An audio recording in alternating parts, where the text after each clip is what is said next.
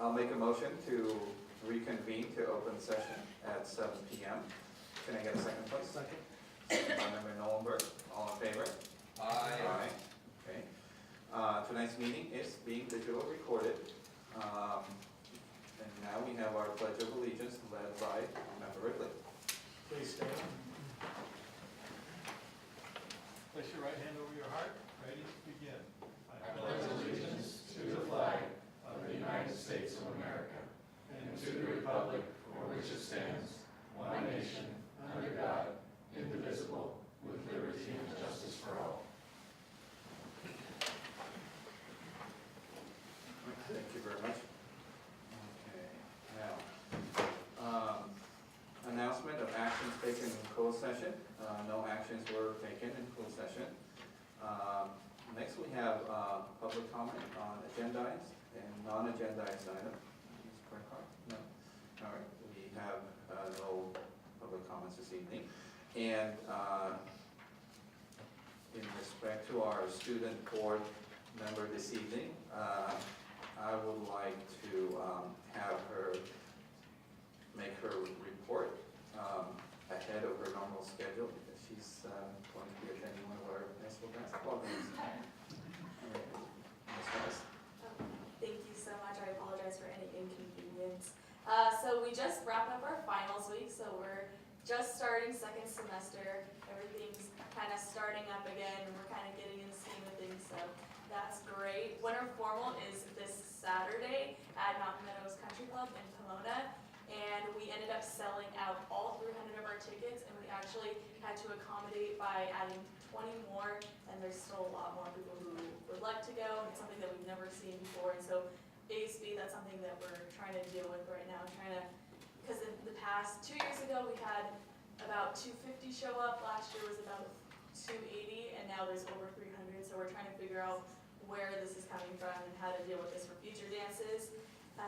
This past Monday, Dr. Francescini came and visited our ASB to update and gather info on this year's LCAP, and it was very, very productive. ASB was able to give a lot of their input and give new ideas and feedback regarding new classes and updates on current classes, as well as things that they still would like to see at high school. And I believe this week the city put up these street signs by Longden just to abate the traffic problems. And personally, as a driver, I feel like it's a little tough because I can't make a left onto Temple City anymore from Longden, especially because that's how I get to school. So that's something that I'll have to deal with for the next couple months until I go off to college. And I've heard some other complaints just from residents who live across the street from Longden who can no longer park their cars. So it's definitely something that the school and the city would have to work on in the future. And that's pretty much all there is. There's a basketball game tonight. Okay. Go Rams, all right? All right. Thank you very much, Ms. Weiss. Thank you for your report. Well, good luck to the team tonight. Please do our best to represent us and support them and, tell them they are going to win tonight. I'm sure we'll be great. Yeah. All right. Thank you very much. Okay, so next we get back to our normal schedule. Update on district issues. First up is business services. Ms. Sorrell. Nothing to report tonight, thank you. All right, nothing to report this evening. Thank you very much. Educational services, Ms. Francescini. Yes, thank you. A few items.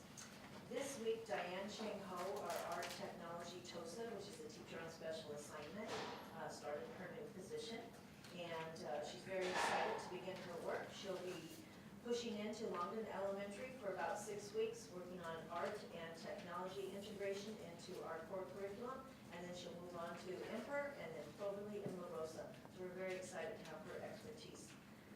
On another note, Middlebury International Program, you had approved that in a previous board meeting. So we are ready to kick off with training on February 1st so that we'll learn how to roster students into the system and that we'll be able to deploy this and give parents the access code. So we're very excited about that. And then this is my favorite time of the year to announce early acceptance to college and to give you a report of where our graduating seniors have been accepted to. And this really speaks volumes about our district's commitment to K-12 education. It's not just about the high school teachers, it's about laying that foundation in the early elementary grades. And so, oddly enough, many of the schools I'm going to name off have an emphasis in the STEAM, in engineering or mathematics, so we're very excited to see that. So in addition to our regular local Cal State universities such as Los Angeles or Redlands or Fullerton, here are the private schools that our students have been accepted to. The University of Alabama, go with the Crimson Tide, Brown University in Rhode Island. Now Case Western Reserve University, that's in Cleveland, Ohio, and that has a medical magnet emphasis. Harvey Mudd in Claremont, Hawaii Pacific University, Illinois Instruction of Technology. Here's an interesting one, Massachusetts College of Pharmacy and Health Science in Boston. Then we have Purdue University in Indiana, Rutgers University in New Brunswick, and last but not least, School of the Art Institute of Chicago. So you can see we have a plethora of folks with different ideologies and majors upon it, and we're quite excited by that. Thank you. Thank you very much. I'm excited for our outgoing seniors as well, and wish them the best in their future pursuits. Next is Personal Services, Mr. Kuna. Nothing to report, sir. Nothing to report. All right, okay, nothing to report this evening. Let's go ahead and move on to bargaining unit comments. Temple City Education Association. Ms. Maury, good evening. How are you? Next is CSEA 105, Ms. Penn. Okay, all right. And CSEA number 83, Mr. Niles. Okay, all right. Now, we'll move forward to board member comments. Let's start on the corner there, Ms. Member Pomeroy. Thank you, Mr. President, and welcome everybody. And not a whole lot really for me to report. I have had a chance to see boys play soccer, boys play basketball at our high school, and certainly encourage everyone to get out. Maybe not during our meeting, we appreciate having all of you here, but there are definitely opportunities to see those athletes and to support them, and I encourage all of us to do that. And otherwise, we're almost at the end of the first month of 2016. It's pretty amazing, but wish everyone a continued good start onto the second semester and the third quarter, respectively. Thank you. All right, thank you very much, Member Barr. Member Albert. I'd like to wish everybody a happy Lunar New Year coming up in February. A couple of quick ones. There was a Citizens Oversight Committee meeting which gave an update on the status of the different buildings and where we stood. It's now listed on the homepage for the school district. So those who didn't go to the meeting, which was a substantial number, can see it. But it gives you a good update of how we spent our bond money and what we've got accomplished so far. Also, I'd like to remind people, May 21st is when they're going to have a gala for the Temple City School Foundation fundraiser. And also, I enjoyed the dance concert that was held a couple weeks ago, a week ago. It just demonstrated the skill level and the different skills of the students at different schools in our district, and emphasizes how important performing arts as a group really are, and dance just being one of the many functions of performing arts. And that's it. Okay, excellent. Thank you very much, Member Albert. Member Ridley. Thank you. Just one thing, announcement that Temple City Youth Development's having a fundraiser at Yogurt Land on Friday the 29th, 11 a.m. to 11 p.m. all night. And they ask that you take in a flyer. I'm sorry, I'm not sure where you can get the flyer, but It was on the evening. it was an email to us, but not everybody in the community got the email. So I don't know what the answer is, but I'm sure if they asked at their school site, they could. So pass Yeah. that. Okay, all right, we're going to share that information. All right, thank you very much, Member Ridley. All right, Vice President Marston. Well, first of all, just congratulations to our sports programs. Another successful season for the basketball team, and good luck for tonight.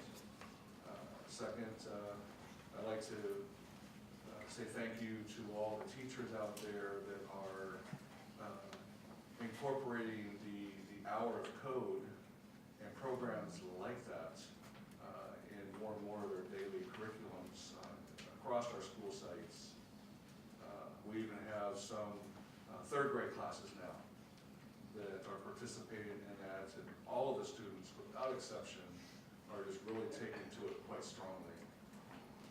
There's even talk at Emperor of maybe including some programs like this for even kindergarten. So again, thank you. I know it's not easy to open up time in the day to do this, but they're doing it, and they're being quite successful with it. And I'll yield the rest of the time to Mr. Bell for his important announcements. All right, thank you very much. All right, first I would like to announce that our venerable superintendent, Ms. Kathy Perini, is not able to join us this evening. She is working hard, learning new things at the superintendent symposium, and we wish her a great experience there, and we'll see her back at the next board meeting. I know she would want me to do this, and I'd like to start off by saying if everyone could join me in a moment of silence in honor of our former Emperor students, William and Anthony Lynn, who senselessly lost their lives last week. It's a terrible tragedy, and it really hits a little closer to home. So please join me.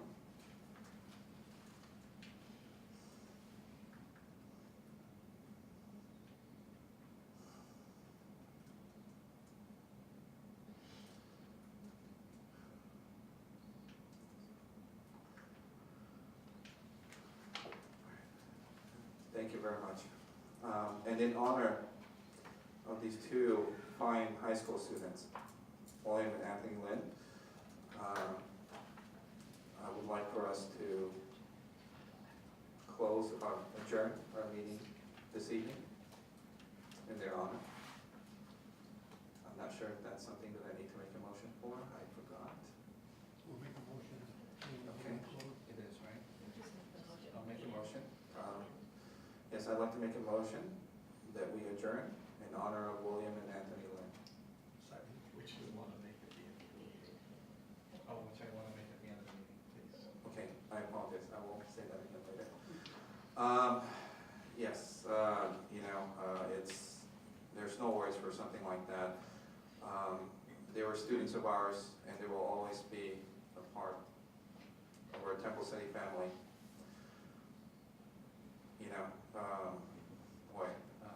I thought I knew what I was going to say this evening about this, but I really don't, because really there's no words for it. Our best wishes, our condolences are with the parents, and as I understand it, there is a GoFundMe site that's been set up for them. I will try and get that link over to Ms. Burkhardt for anybody who's interested in helping out. So, boy, we don't want to see anything like this ever.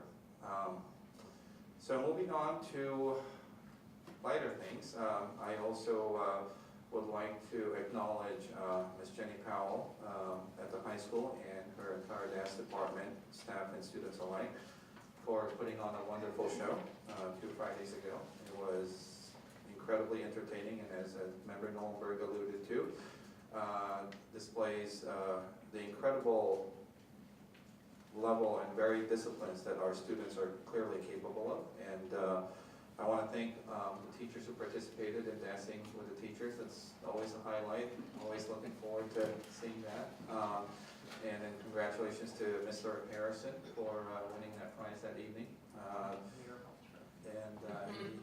He had me at Mr. Roboto, so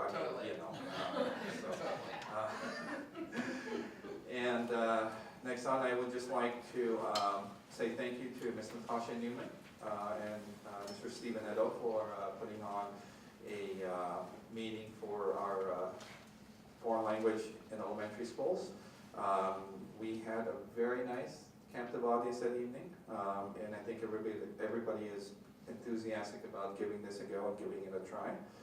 And finally, this coming Friday, La Rosa is going to hold their STEAM Night event from 5:30 to 8:30, where the kids are going to get an opportunity to experience a number of different things. And as I shared with Vice President Marston, they'll have food trucks at 5:30, and you'll have sticky keyboards by 6 o'clock. And that's totally okay. At primary level, that is absolutely what you want to see. So we won't let them know. And that is it for my board member report. Thank you very much. Next we have written communication. Do we have any this evening? No? Okay, we don't have any written communication. All right, so now let's move on to the discussion information item portion of the meeting. Items that the board would like to discuss or information presented to the board. These items do not require board action. Here we have business services and other post-employment benefits, actual reports. Oh, excellent timing. Wow, you guys are ahead of schedule. Ready? Oh, absolutely. All right, thanks. Welcome. Thank you. I do have a PowerPoint that I've got copies of that I can hand out, if that's okay. Yes, please.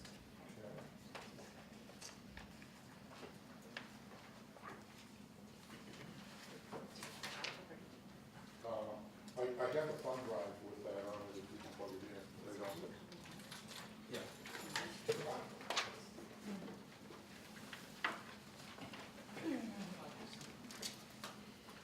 It's the only file.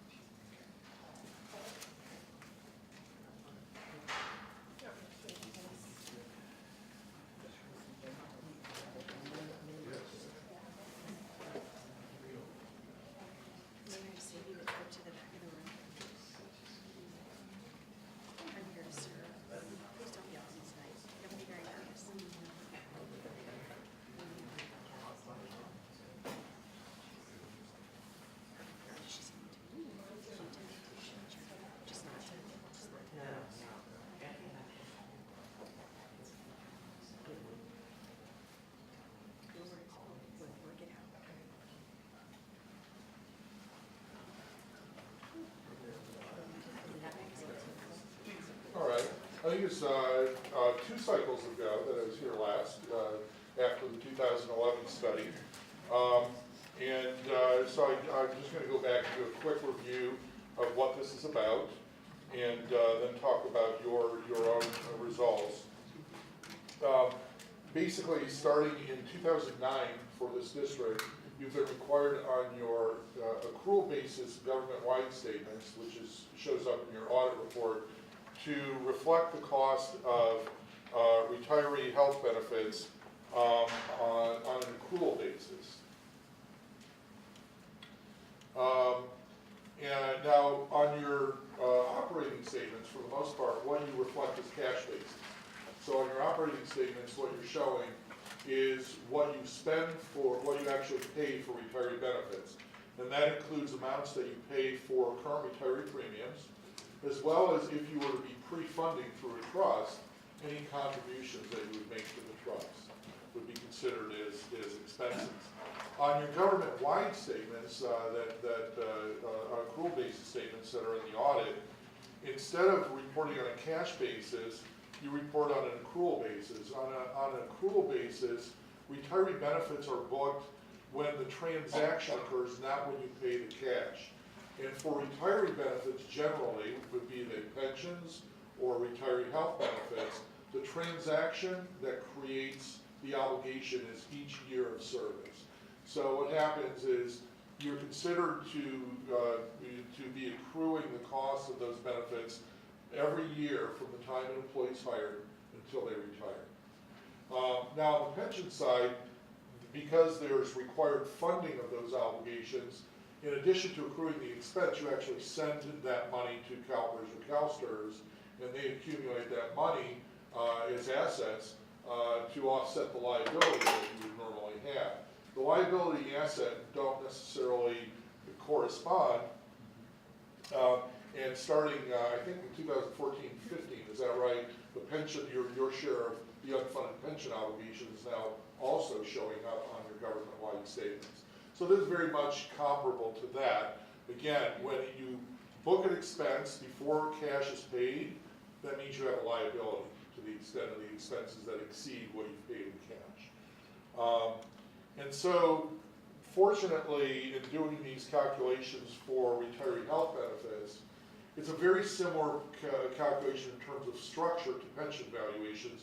The good news, that means we already have the mathematical model, the conceptual model, the software, the mathematical model to be able to do these calculations. The retiree medical contribution calculations are a little bit different because we have some external issues. For example, the rate at which healthcare costs go up that you don't have as much control over as you do on pension, where pensions are salary based and you have some kind of control over the salaries that generate those benefits. On the health side, you still have a bit of control. The control is really on the collective bargaining side, where you get to negotiate with the employee groups the extent to which the district is going to pay benefits, how much you're going to pay under what circumstances. That's the only real constraint, other than, if right now you have benefits under CalPERS. CalPERS premiums, sometimes they go up hardly at all, and some years they may go up 11, 12, 13%. And if you agree to pay just whatever those premiums are, you're subject to just whatever happens, and you don't really have very much control over it. Now the district basically has kind of two tiers of benefits in a sense. The district a number of years ago joined the CalPERS medical program, joined at different times for different employee groups. Certificated and classified, joined the CalPERS medical plan at different times. When you join the CalPERS medical program, it's governed by sections of the government code that are collectively known as PEMCA. That's why PEMCA sits there on their PEMHCA. And basically, these sections of the government code provide the constraints under which you have to offer those benefits, what kind of benefits you provide, how much you pay, what the eligibility is for employees. And under PEMCA, there are certain, there are certain rules or exceptions to the rules or exceptions to the exceptions. I've talked with Mary Ann, and I think we discussed some of this a little bit last time I was here 4 years ago. There are some alternatives and some options, but you still, as long as you're providing benefits through the CalPERS medical plan, whatever you do has to be in compliance with this section of the government, this area of the government code. Now, currently, based on the elections that have been made by the district when they joined the CalPERS medical plan, you have two different types of benefits. For certificated, the district joined based on the statutory minimum benefit, which in 2016 is $125 per month per retiree. That amount is indexed to the medical component of the CPI. It was 122 last year, it was 119 the year before. It's basically been going up 3 to 4% a year. And so, originally the district joined on what's called the unequal contribution basis, which meant you started out with only a $1 contribution, that increased over a 20-year period of time to get to the point now where it's 100% of that statutory minimum of $125, I believe. I think you're at the 100% level. For classified, you joined more recently than that. You've only been in CalPERS for 5 years on the classified side. But when you joined on the classified side, the resolution that was filed with CalPERS provided that you will pay the employer contribution is $625 a month. And because that resolution was filed, it means that the amount that you're paying for classified employees is increasing so that in 15 more years, it will be up to that $625 level. Yes. Oh, absolutely.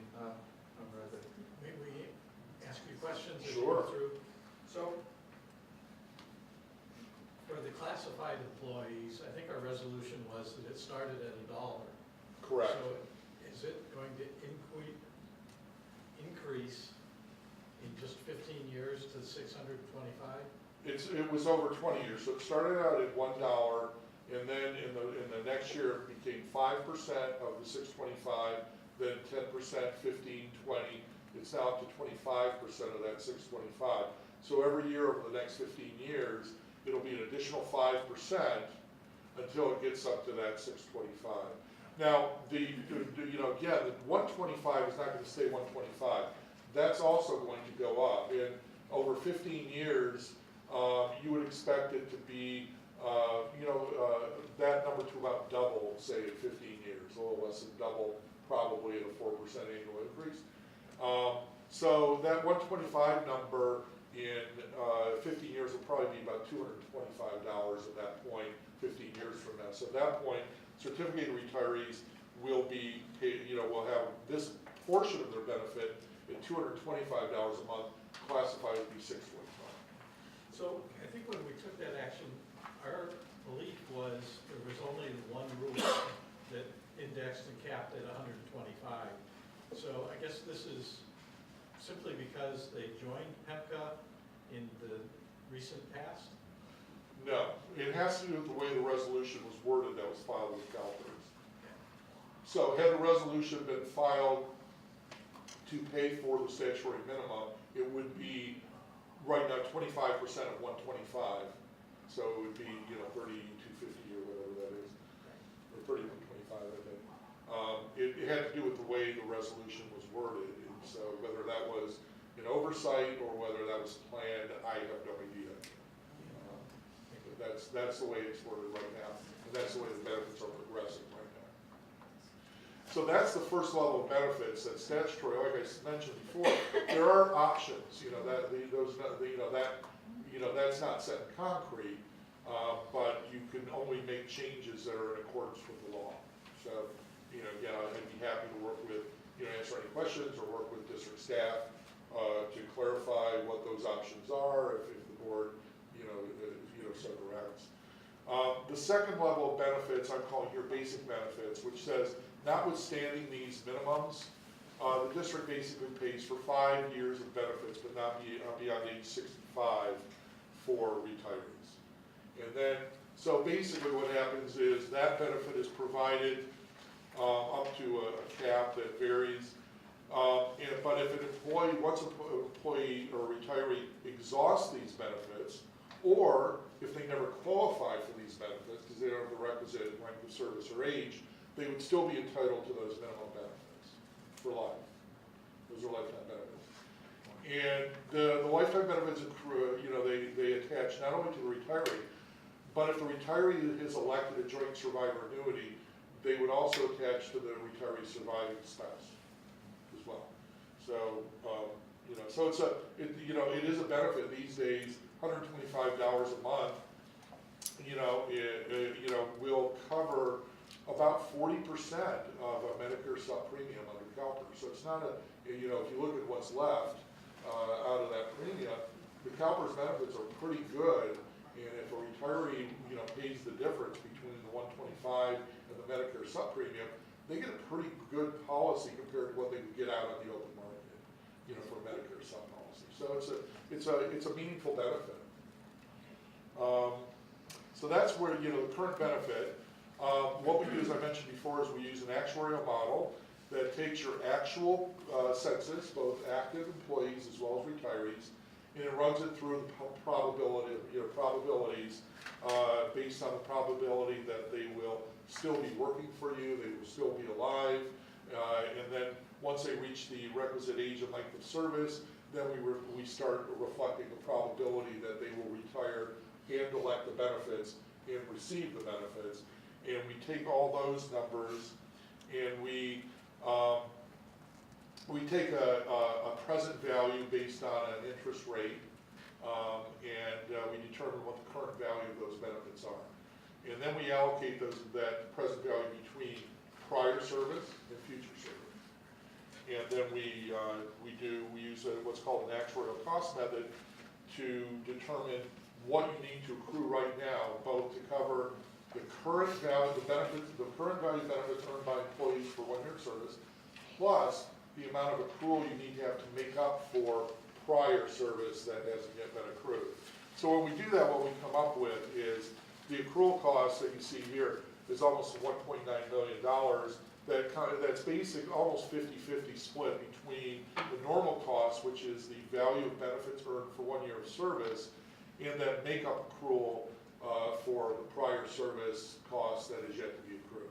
So it's roughly split 50-50. On the other hand, the current retiree premiums for the year, the first year was about $339,000. So you can see that this accrual cost is 5.5 times the amount of the cash expense. Now, why is it so much higher? Well, one of the reasons is that, as I say to give here, this pay-as-you-go cost, we expect to increase at an average rate of 12.5% over the next 10 years. I'm not saying that premiums are going to increase 10 to 12.5%, but you're going to have an increasing number of retirees, and because of this 5% a year increase in what you're paying, the percentage you're paying for the PEMCA minimum people, that's pushing up those costs by 10, 12% a year. So you're going to be paying for an increasing number of retirees as time goes on, and some of those retirees, their costs are going to be going up a whole lot faster than inflation because that ramp up to the 20 years to 100% coverage. If I may ask you a question, I'm looking at this book here on page 11 exactly in reference to what you have been discussing. So as I see this, it looks like based on projections by the year 2024, $991,773. This is exactly what you were talking about. Right, it's going up from 338 to basically, it's just about tripling over a 9-year period of time. 9-year period of time, and this is based on the pay-as-you-go funding model. Right, this is our estimate of the portion of premiums that the district itself will need to pay. Okay. So we're netting out of here any retiree contributions. This is only the district portion. Got it. Okay, district portion. Got it. Okay, and this model is obviously, I would think, and please correct me if I'm wrong, not based on all the employees of the district. This is based on the retirees that we're projecting to have. Correct, yeah. Okay. So the first thing is that we don't project everybody will retire from the district, first of all. Some people terminate retirement or terminate employment before retirement. Very few, there's a possibility that somebody could die. That rarely happens, but it does happen from time to time, an employee might die. And so, first of all, everybody doesn't get to retirement. Once they do get to retirement, we believe most of the people will take that 5-year benefit, but beyond that, we're not assuming that 100% of the people take that benefit. So we further discount the PEMCA benefit to reflect the fact that everybody won't take it. What we found though is, and what we do, this time, for example, we fine-tuned the participation percentages because we had good data from the district. We were able to look and see historically what percentage of the retirees are electing these benefits, and we actually had to raise the percentage that we assumed by about 5% across the board. And all, like I said before, not so much, before 65, that 5-year benefit is covering most of that benefit, what we call the bridge benefit to Medicare. Once Medicare kicks in, and you're looking at supplemental Medicare, we find that a good 85% or so of the retirees are likely to take the coverage, even if they're only getting reimbursed for the $125 or so. And they're paying the balance, the other $200 or so out of the pension check. I see. Okay. Thank you very much. Member question?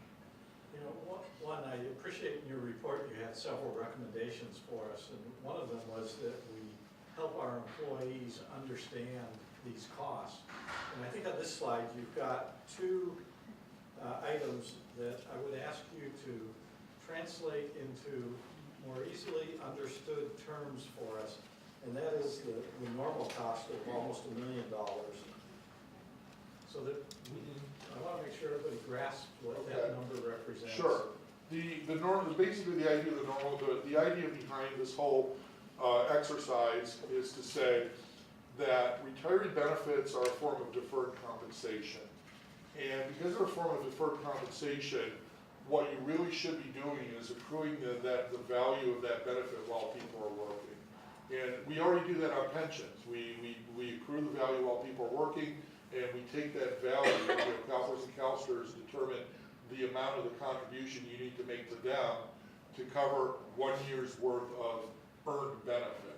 We're doing the same thing here. We're looking at your population, and we're determining, when they are hired on average, when they retire on average, and we're determining how much you need to accrue on an annual basis so that when they retire, there's enough there to cover the entire amount of their retiree health benefit.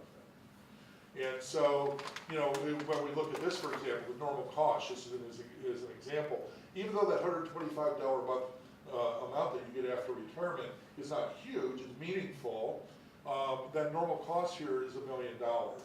We show that you have about 500 employees that are eligible for this benefit.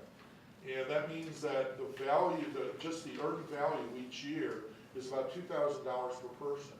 So that $2,000 a person is like additional compensation that they're getting for this retiree benefit that a lot of times people don't realize, they don't value, they don't realize that that's there.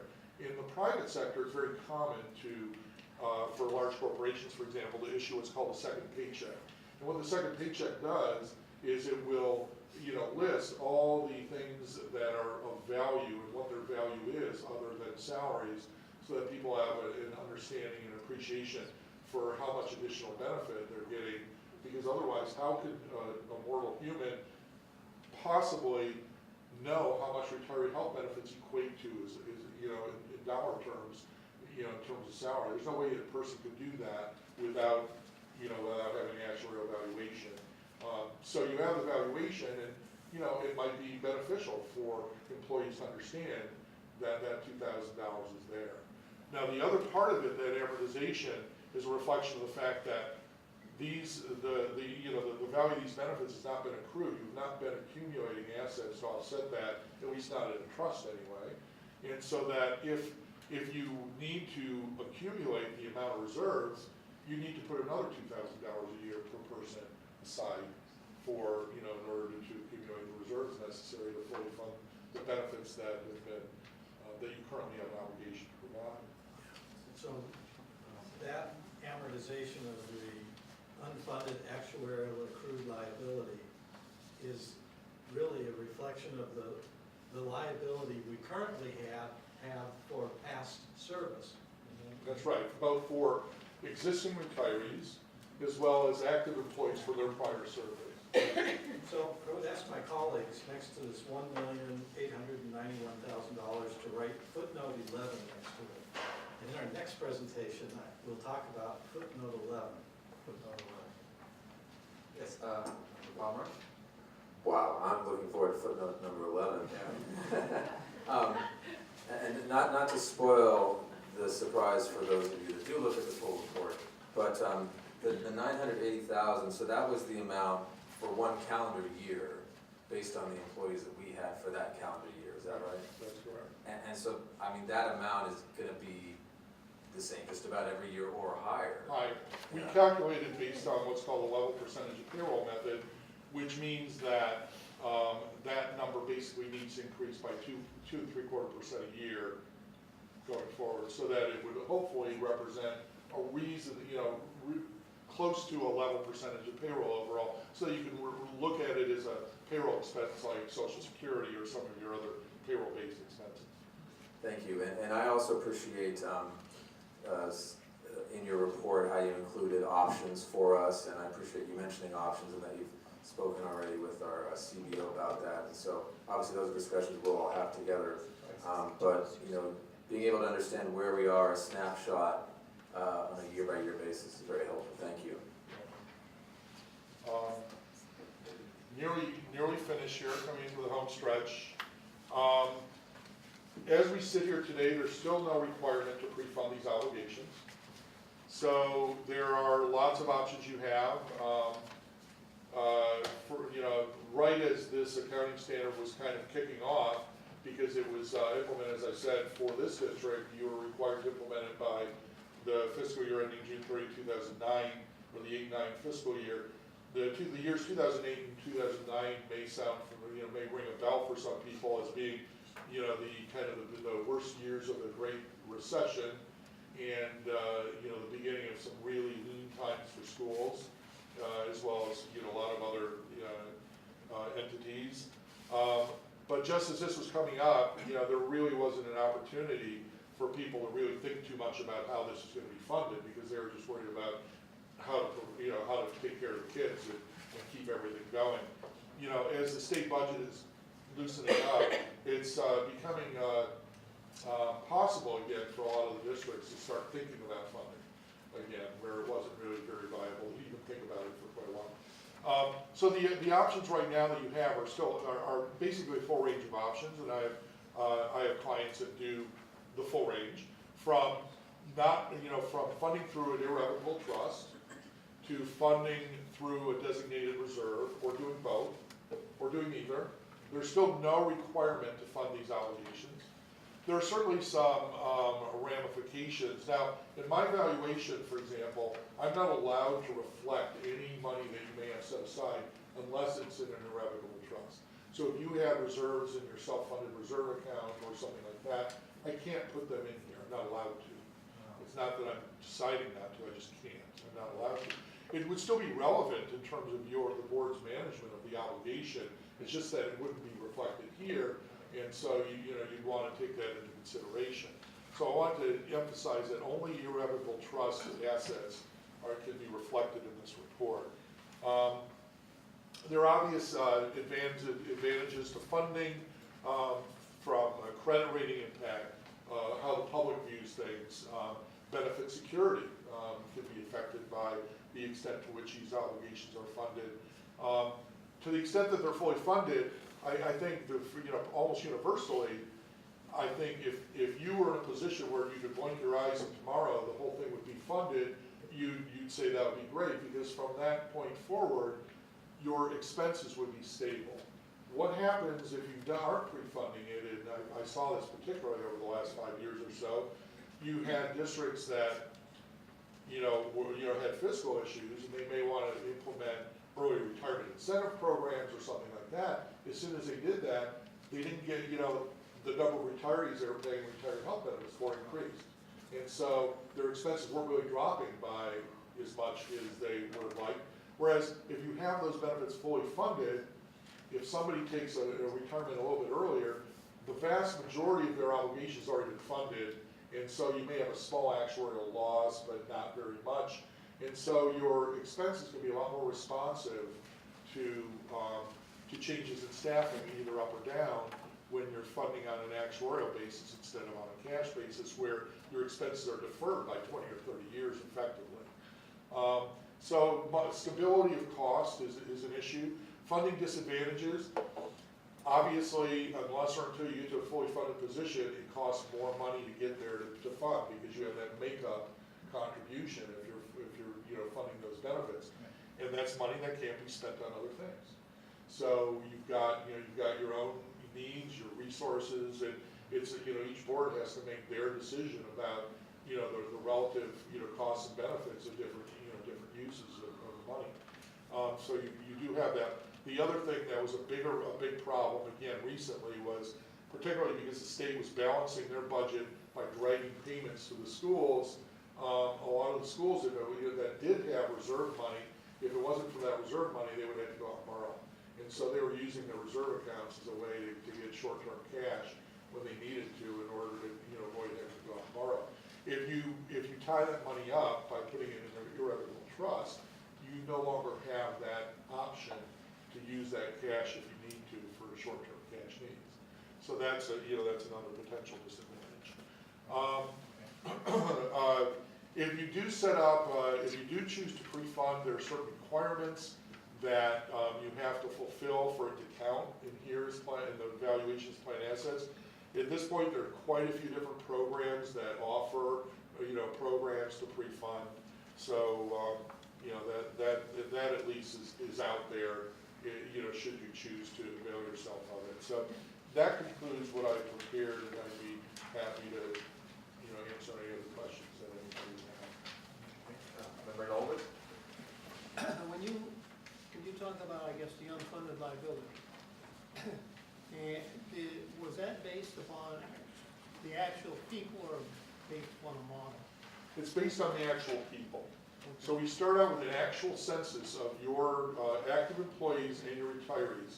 We get with that census their date of birth, their gender, their date of hire, which group they're in, if they retire, their date of retirement, what their current cost of benefits are. And then what we do is we use, wherever possible, we use your own information. Where it's not possible, what we do is we use tables that in this case are based on CalPERS and CalSTRS and what they use for their pension valuations.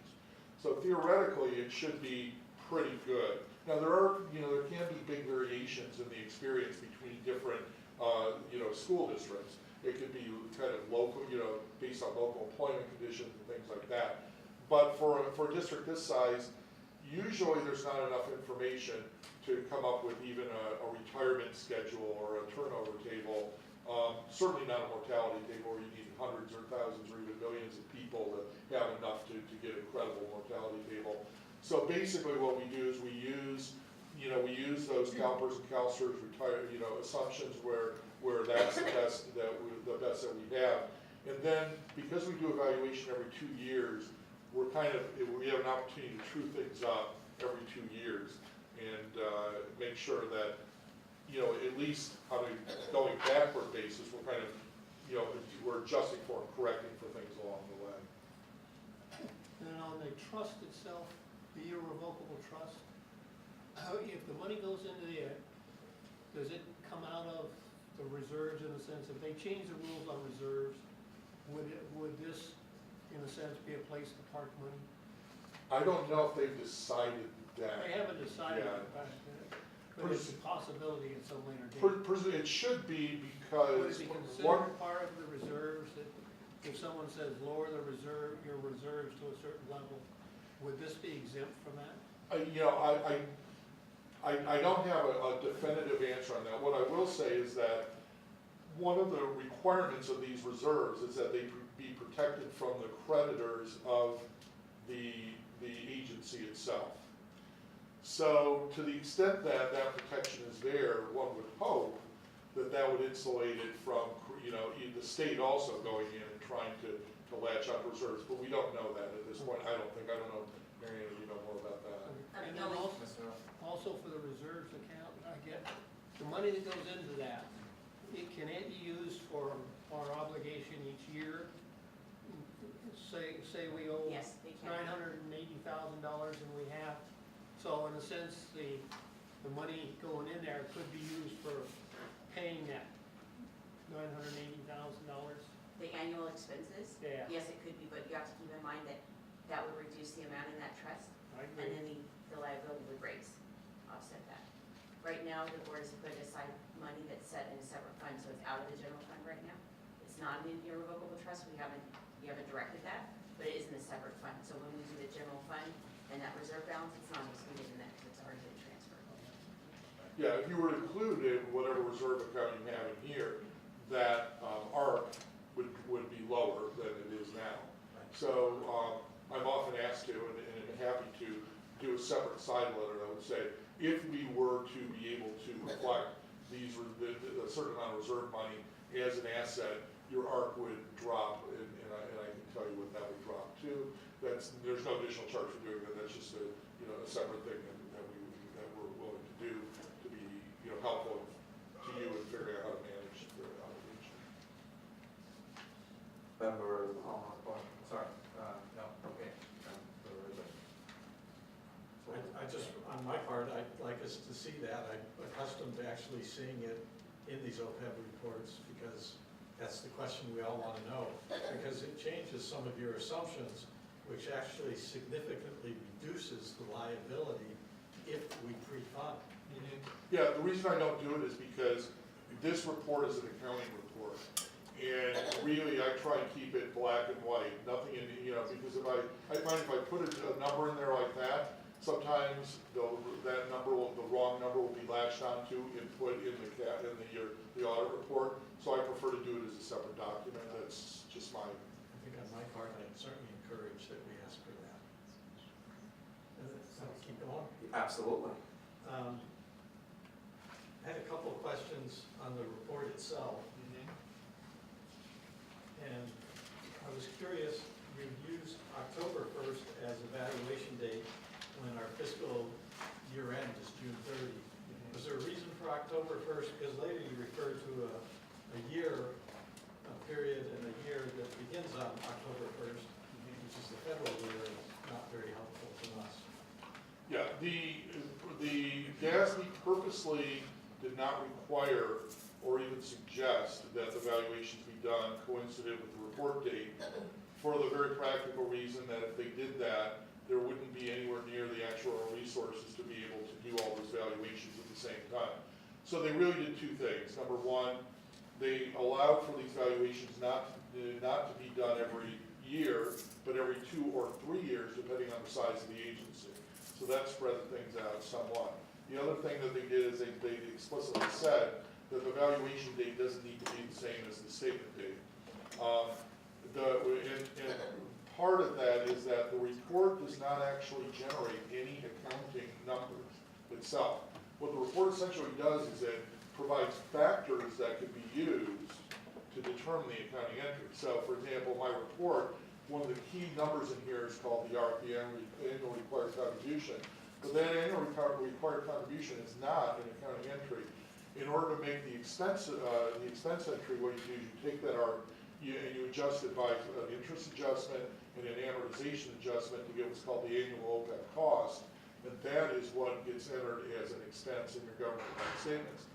Those adjustments depend on what you actually paid, and so because these are essentially factors that are used to calculate those numbers, the valuation date and the statement date don't need to be the same date. And by spreading it out, it makes it a lot more viable for all the agencies in California. There are about 4,000 public agencies in California, probably 90% or more that provide retirement health benefits, and there are probably 8 actuaries who do this kind of work or something. So it's quite an important distinction. On page number 2, I had a question about some of the numbers. You estimate that about the middle of the page that the amount that would have accumulated to be $17.5 million. I'd like to understand what that number is, and I don't know if it includes future benefits as well, and that's why it's such a large number. It's the $17.5 million includes the entire present value benefits for current retirees, and then for active employees, it includes a portion depending on how long they've worked. So for somebody who's nearing retirement or retirement qualified, it would include virtually 100% of their present value. For somebody who's just hired, it would include virtually 0% of their liability. So it's retirees, it's 100%.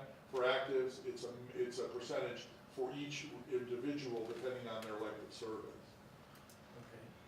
So I get a little confused then with what the difference between that $17.5 million is and what the unfunded actuarial accrued liability is. It's the same, unless you have plan assets, it's the same thing. No, well, according to your document, the actuarial accrued liability is about $9 million. No, actually, the unfunded, that's the initial unfunded accrued liability. So there are two pieces of the unfunded accrued liability. The first one is the initial unfunded accrued liability.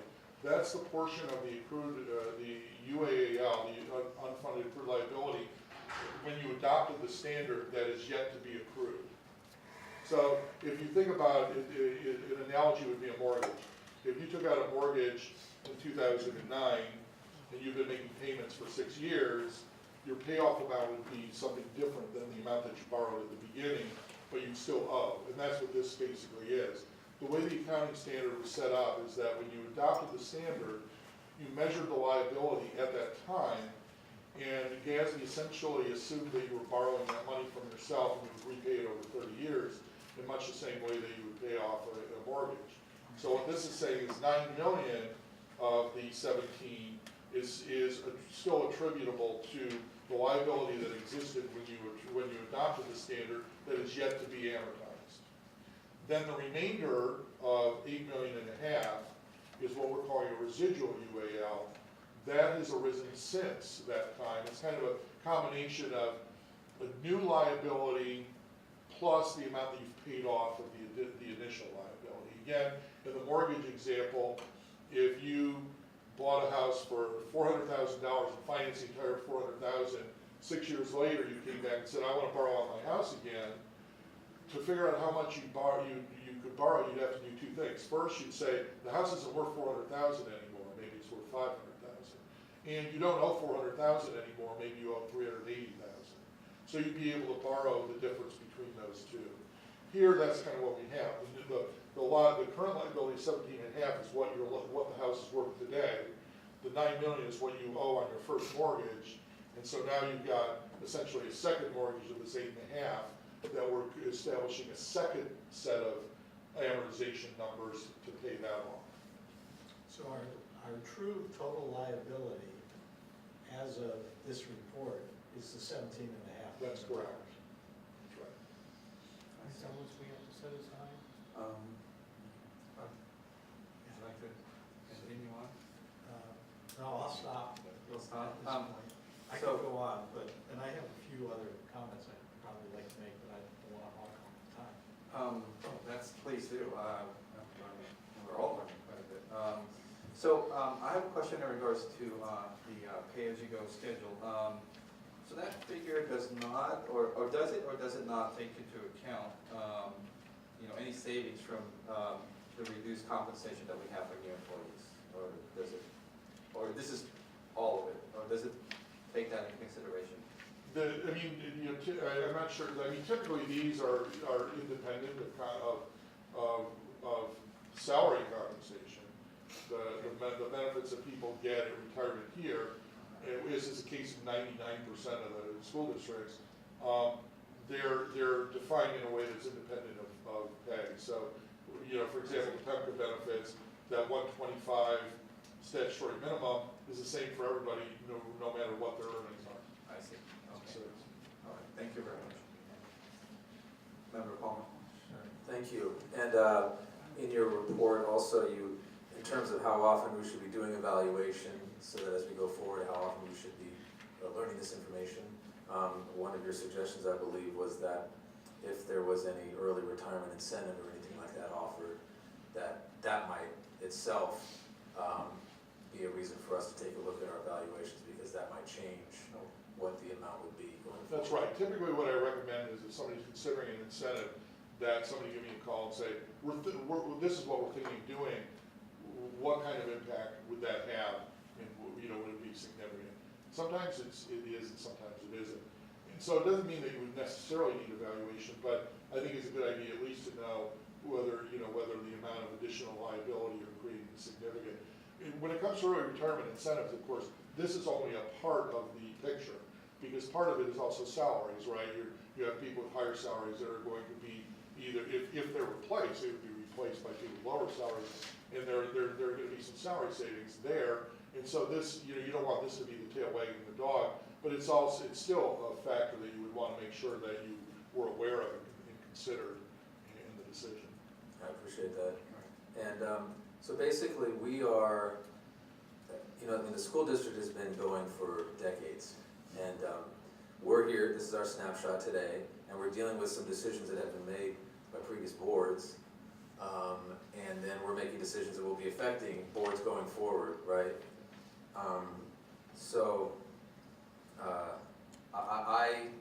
I hear a little bit that our board this board was, well, I'm hesitant to use the word generous, because, look, our employees deserve to have health care, you know, until they're 65 and far beyond. So, but we're here today dealing with decisions that haven't made so far, and then looking towards the future as well. And you know, I'm just struck by, given how long one can work in a school district, for example, and you know, ages are thrown around, 55, retiring at 55, and that's relatively common, really, or 60 in a school district setting. So this whole, besides terrifying me when I saw this on the agenda, the whole subject, I think, really causes us to look very seriously at where we are, where we're going, and you know, this is one area, and you mentioned where it's not required. The state hasn't passed a law mandating that we put money away. They've passed a lot of laws mandating that we do a lot of things, but not that yet. However, it's an example of, we're looking in the future, you know, costs are going up, and just as we're having to put more into CalPERS and CalSTRS now, required by the state, you know, this is really showing us that we're going to have to put more money away, and there's a number of categories of expenses like that grow and grow and grow without any sign that they will level out. So this is sobering. I don't want to steal Member Ridley's thunder from your final comments, but I do want to actually thank you, Member Ridley, for your leadership on this to date, and you know, we have to take this all very seriously, and I appreciate your time, Mr. Tcusd. Yeah, just one comment I would make, just to provide a little bit of perspective, is that these statutory minimum benefits, and let me talk about the certificated first, those benefits were adopted about 20 years ago. 20 years ago, the landscape was much different. At that time, the statutory minimum benefit was $16 a month. That was it. It was not, there was no indexing, there was no change in that $16 a month, first of all. In addition to that, and I've heard this from not just here, I heard this at the 4 years ago when I was at the board meeting, but I've heard it all over the state. For those agencies that go into PEMCA, particularly with that unequal contribution method where you start at $1, I'm not privy to the discussions that take place between the CalPERS reps and the districts. All I can tell you is that it is very common for people to perceive that the dollar is all they're going to ever pay. And they don't understand that it's going to go up. How that happens, I can't say. But getting back to the certificated issue, when this was adopted, the statutory minimum was only $16 a month and was not scheduled to increase.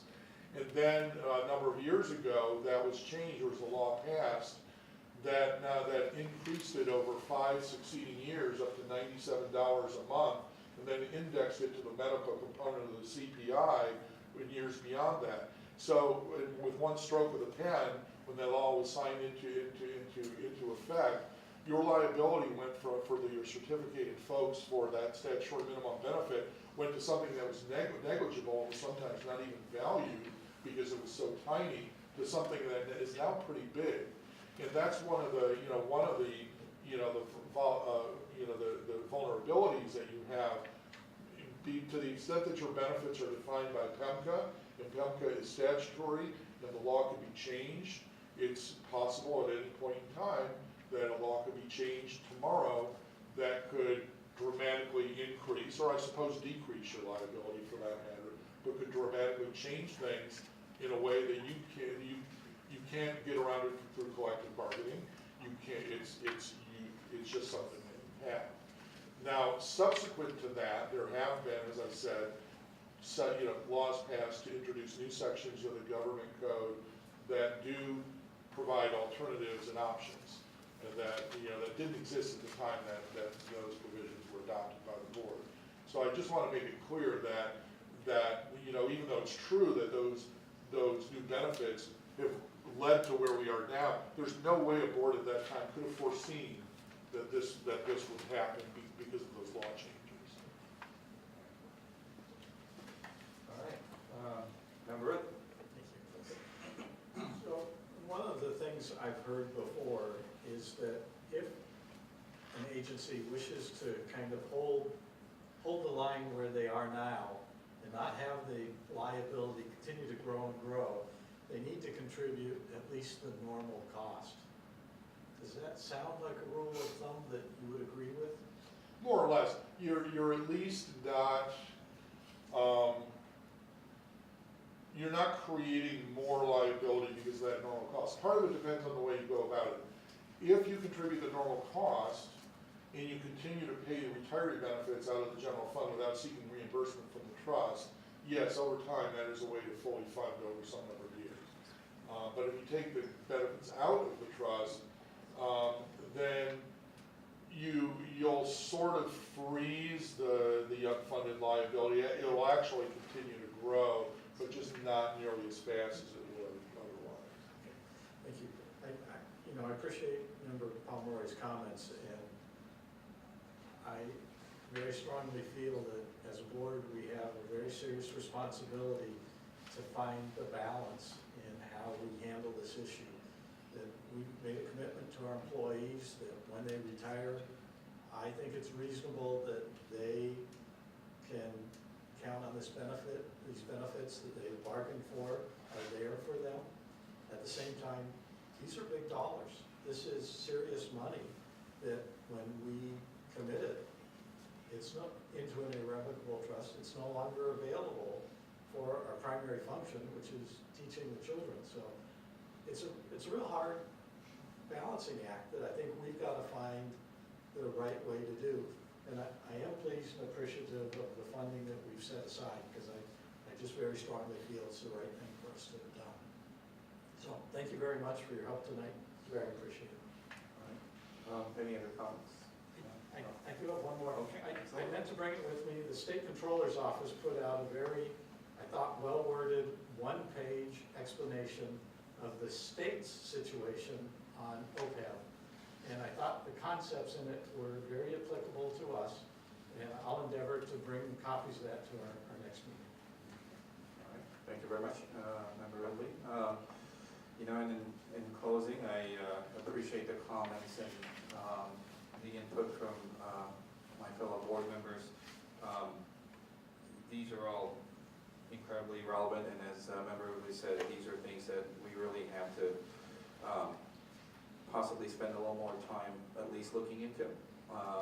Really understood a lot more about PEMCA today than I did, well, just 30 minutes ago. So thank you very much for that. Whoa, yeah, how is that sustainable? Okay, again, thank you for your time. I think,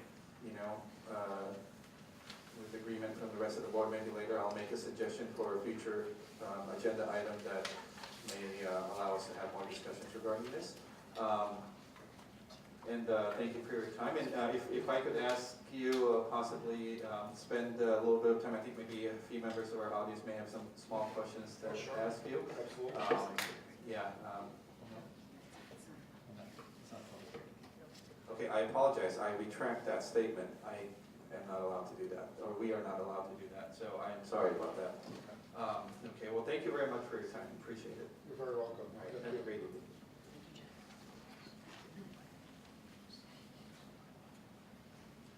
All right.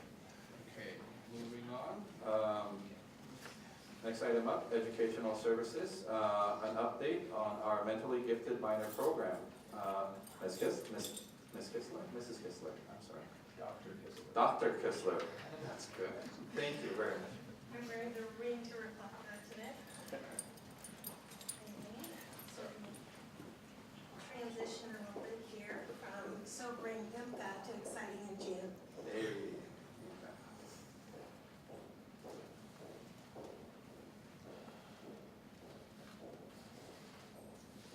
I'm going to first apologize. I did give you colored handouts, but they're 3 on a sheet. They're kind of tiny, but I couldn't figure out on Keynote how to get to there. So hopefully you don't do too much squinting as you follow through.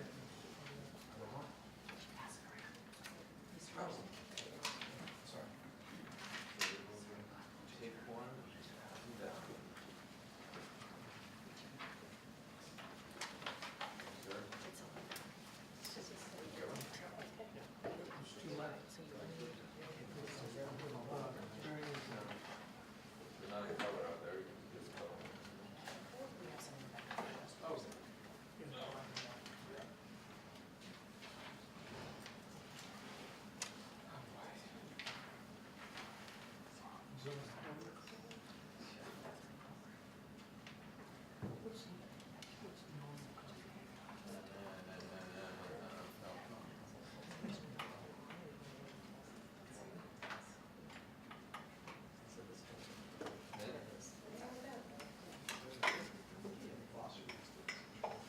right, good evening, Board President Bell and other members of our school board, district staff that is here, and community members that are here tonight. Had a long but very interesting report just before this, so I'm going to try to make this brief for us today. I want to thank you for giving us in Educational Services the time to talk about our mentally gifted minor program in our district. Last year, we had a program that was called the GATE program, and we really thought strongly about what we were thinking about students that were listed as GATE. And we decided that we wanted to retitle the program to be MGM to reflect the scope of opportunities that they have and to broaden our thoughts under the STEAM program. This was done because students learn differently nowadays from when we were in school, as well as the fact that we need to start preparing our students for futures that we don't even know what they are and how they exist in the future. So we chose STEAM as the vehicle because it incorporates many of the programs and activities that have traditionally been available to MGM students, but it also allows us to think of expansions in what we consider gifted and talented. It also makes connections to 21st century learning skills to prepare them for these careers and these job opportunities that they do have in the future. So this slide is just showing all of the different ways that we consider intelligence as we think about students and how all of those can be embraced as part of our MGM and part of our STEAM opportunities that we have here in the district for our students. So what we know now is research tells us that all of these areas are important. For example, we know that visual and performing arts, and I heard about dance earlier, and movement help students perform higher academically. We also know that some of these students really benefit from having that work in interpersonal and intrapersonal skills, along with some verbal acuity, because those are the things that they need to perform within a work environment. It used to be that we clustered these students all by themselves and they learned and collaborated all by themselves, and then when they went to the real world, they had some gaps in really dealing with certain problems that are typical for us. So we really think about the fact of putting them in classrooms where they're with everyone and learning how to differentiate and utilize these other skills, whether they have them as strengths or whether they need to work on them. So just as a reminder, STEAM stands for Science, Technology, Engineering, Arts, and Mathematics. But what's more important with them is how they're blended and articulated so that we really give students a balanced opportunity in all of these areas. And these are the areas that really kind of speak to mentally gifted minors and really prepare them for what they have to do next. I can definitely tell you that when I think of MGM and I think of STEAM, it becomes very exciting because there are a lot of new opportunities that we have and opportunities on the horizon. But before we go there, we really want to talk about where it is embedded and where it has found its strength. And it has found its strength in focusing on rigor and differentiation, and that's what the teachers do in the classroom with depth and complexity every school day in between the bells. They allow for students to get their direct lessons or lessons of inquiry. They make sure that they have flexible structures. So it's not just all of the same ways of learning. It can be through technology, it can be through building. We have students there from La Rosa who are demonstrating activities of building and learning concepts of engineering. We can also look at some of the sciences that instead of long reports or listening and reading, they are approaching it through a thinking map structure, which is known to have really good qualities of transferability to other academic content areas.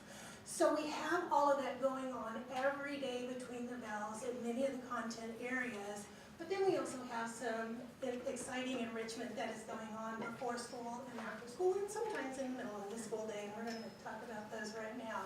Yay! So we've got some interesting STEAM programs going on in the district. We have been very busy supporting the things that have been going on normally, but we're also moving out to new opportunities for students. And one of the areas of emphasis has been robotics.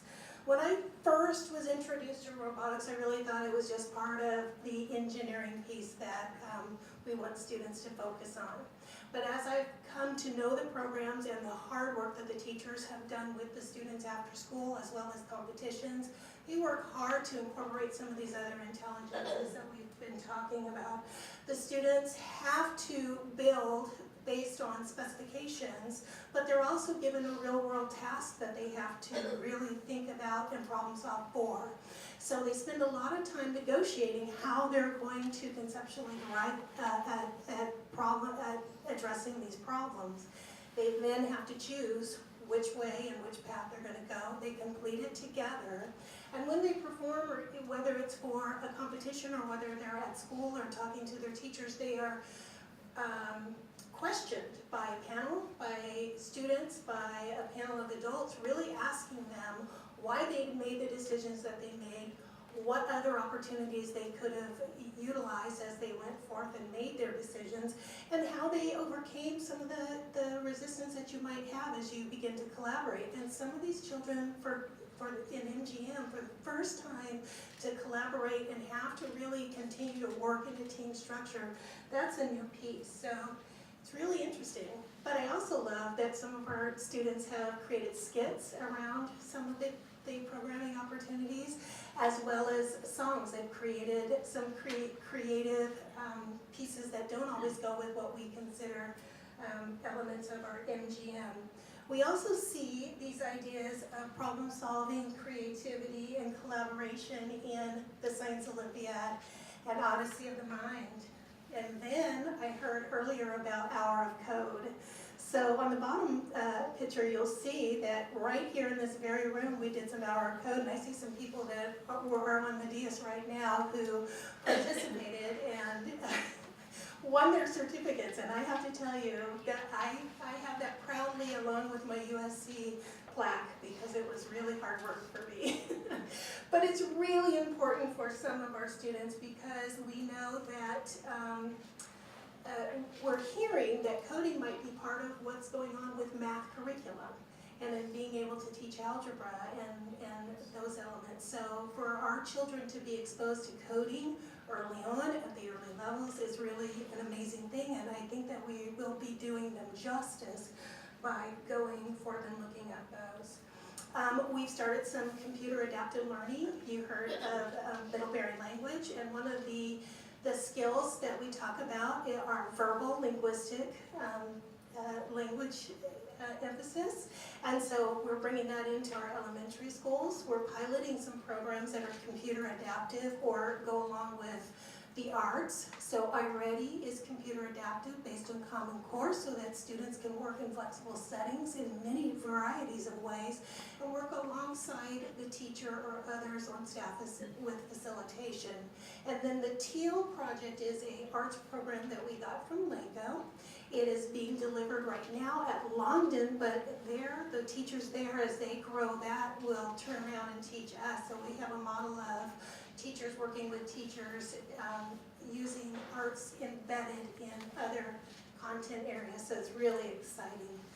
We, this year, are fortunate to have a couple of Tcusd, teachers on special assignment, for arts in the elementary and also for STEAM K-12, so that we can really work on supporting teachers as they implement these things, because it's not necessarily easy just to change schedules and the way you go about doing your daily work. So that's been really important. But we've had teachers, once again, really embrace these opportunities while maintaining that rigor that we talked about in the first place.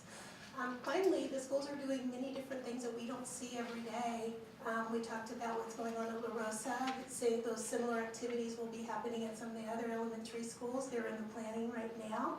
And those have changed from just math and science nights to be a full scope of learning for our students and for their parents.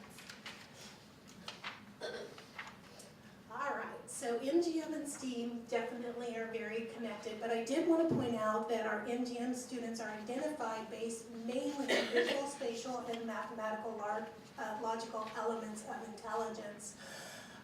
But we also want to make sure that we bring in those other elements of intelligence because we really want to speak to the whole child and the whole person that we're developing here.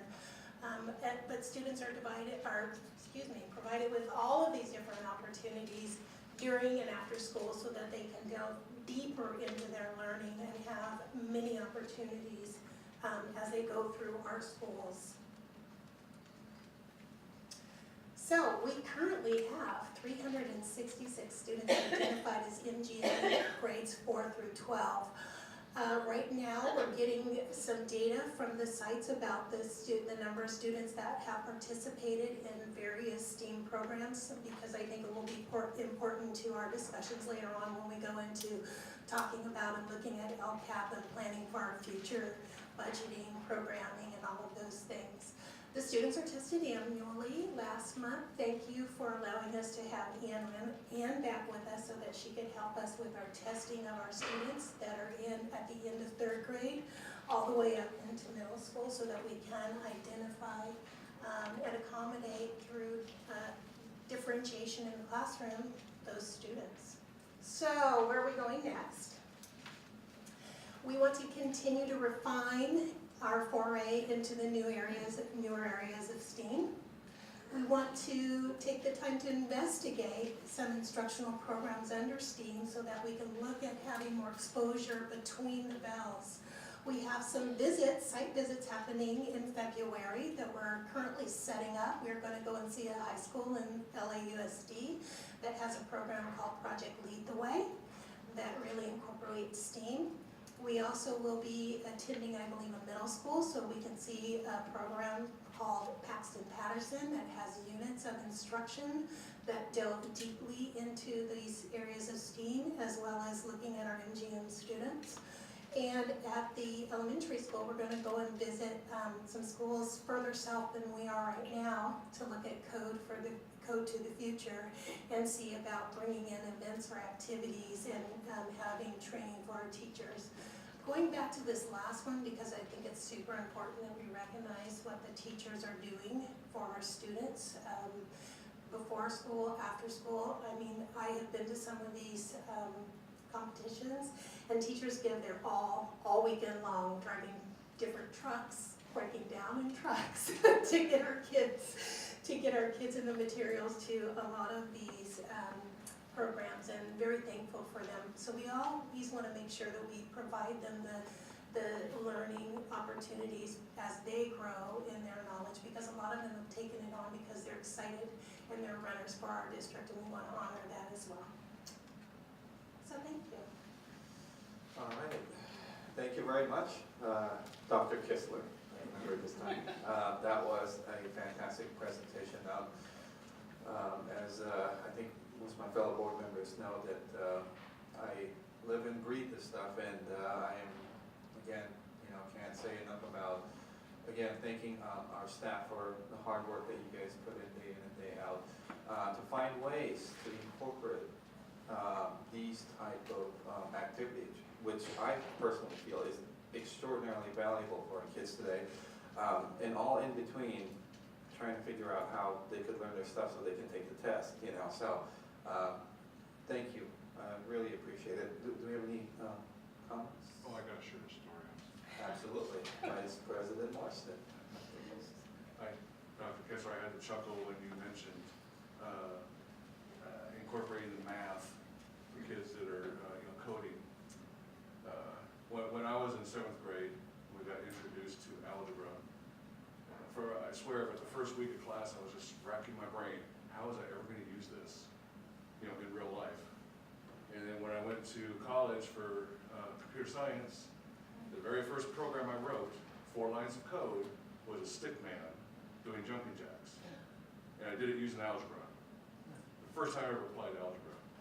So just a comment in my life and how math does pertain to coding is very, very important. So. Thank you. Okay. Very well. Okay. Thank you very, very much. Thank you. Okay, so now continuing with Ed Services, we have an update for our local control and accountability plan. Dr. Francis. Thank you, as we pull it up.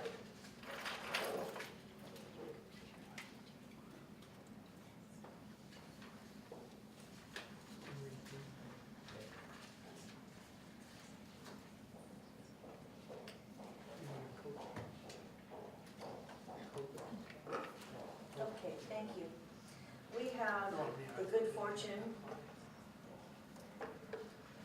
of receiving some additional monies through our local control federal funding formula. And we're very excited by that, hearing the news from our County Office of Education.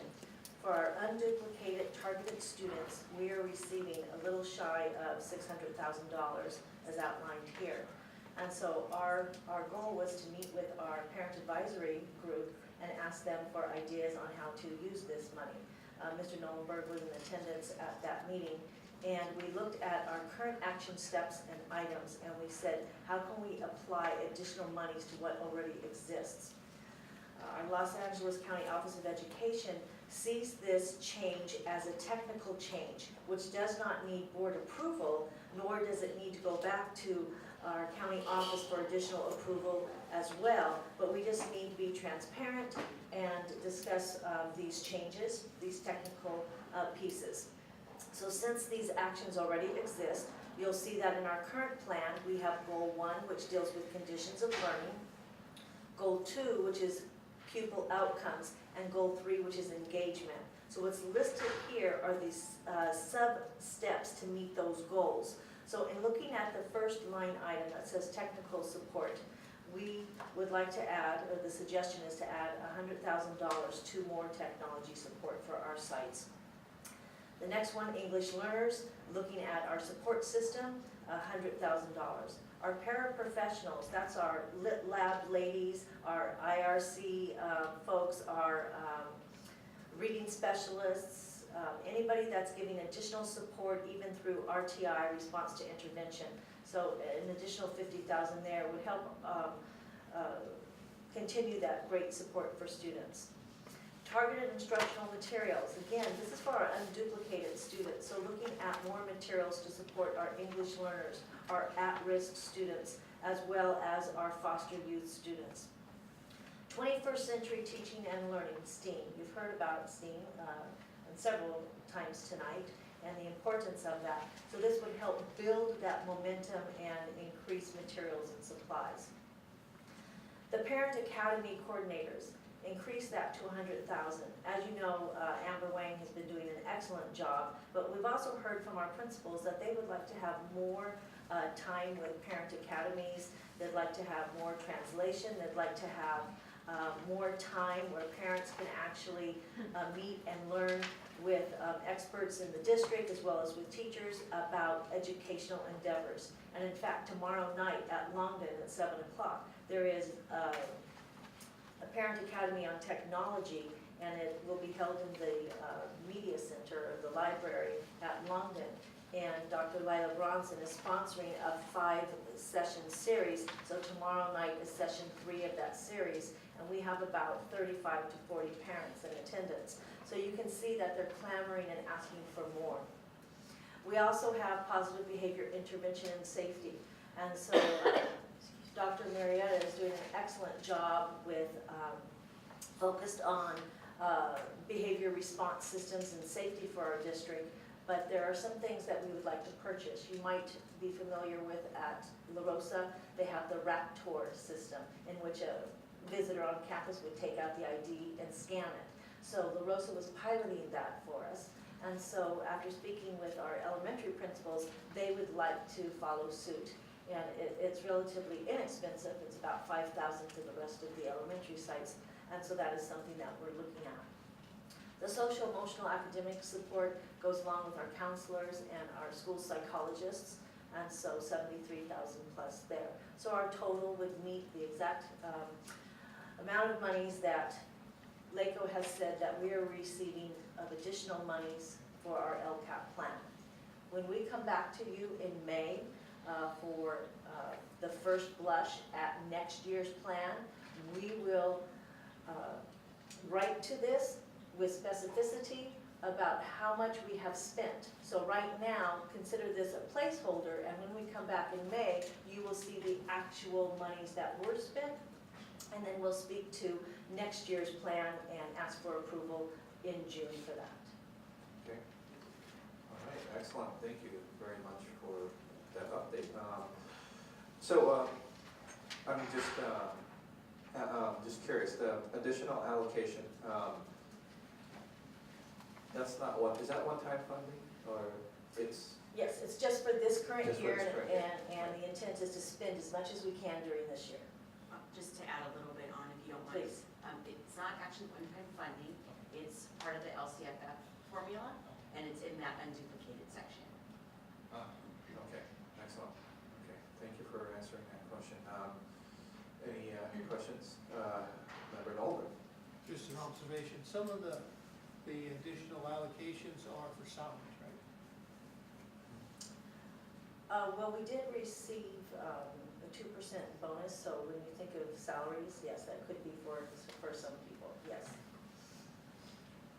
All right, any questions, comments? No? All right, well, that's certainly great news. It's always great news when we are given opportunities to provide more services for our kids in a number of different ways. So we look forward to hearing back in May in regards to how the district has thought about allocating these resources. So thank you very much for your report. Thank you. All right, now let's move on to the discussion action agenda section of our meeting. Items that may require discussion, but upon which the board is expected to take action during the meeting. Business services, I'll make a motion to receive and file the 2014-2015 annual audit report. Can I get a second? Second by Member Nolberg. Mr. Any questions? Mr. Hadley, good evening, how are you? I haven't seen you in a while, yeah.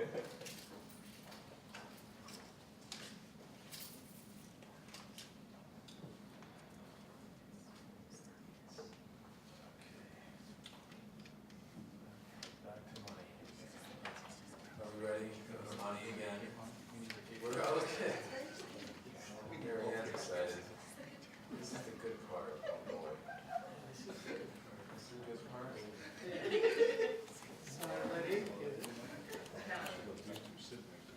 Yeah, I was a music major, okay? Sorry. I was a music major. I'm hard, so kind of Latin to me.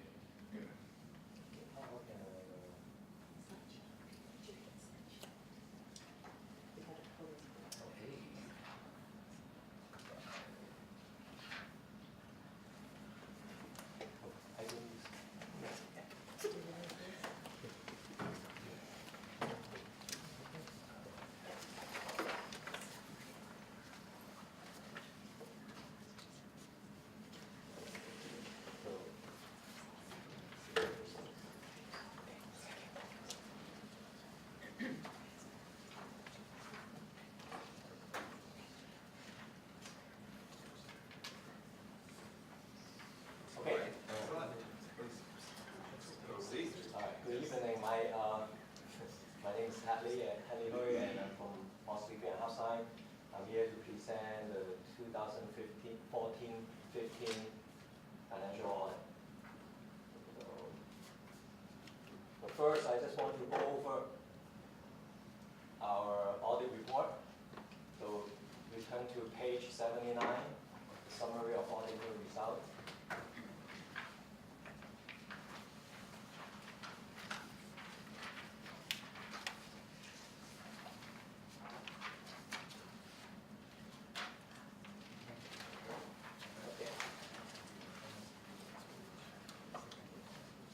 First is the first report we issue is the financial statement audit report. This year we issue a modified opinion on the financial statement. This is the best opinion that outside of like audit team may receive from auditor. And which means the statement we believe is presented in accordance to GAAP, and there's no material statement on the financial statement on the number.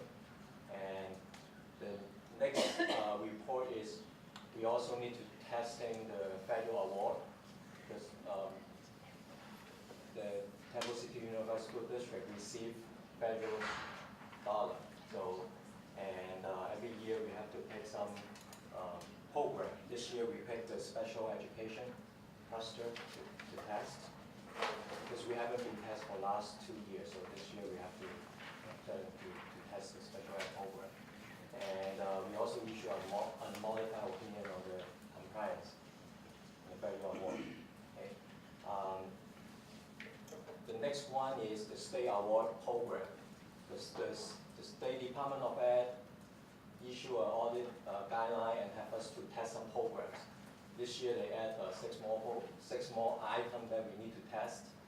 One of the major one is the LCAP, the one that we just talked about. And what they want us to do is look at the last year LCAP, the May one, that make sure they are spending accordance to the plan.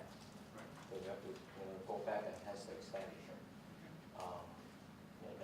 That's one of the major one that we need to test. They have us to test this in 14-15. No funding noted, and I think all the programs in compliance. We also issue a report on the Measure S, the bond audit, and we test the expenditure and making sure they are spent accordance to what it's supposed to, and making sure they are not using the money for salary and benefit, and making sure they are counted in one of the funds. Right now, the district put all the money under Building Fund 21. So all the initial bond proceeds is deposited in the Fund 21, and all the expenditure is coming out from Fund 21 related to the bond project. Okay.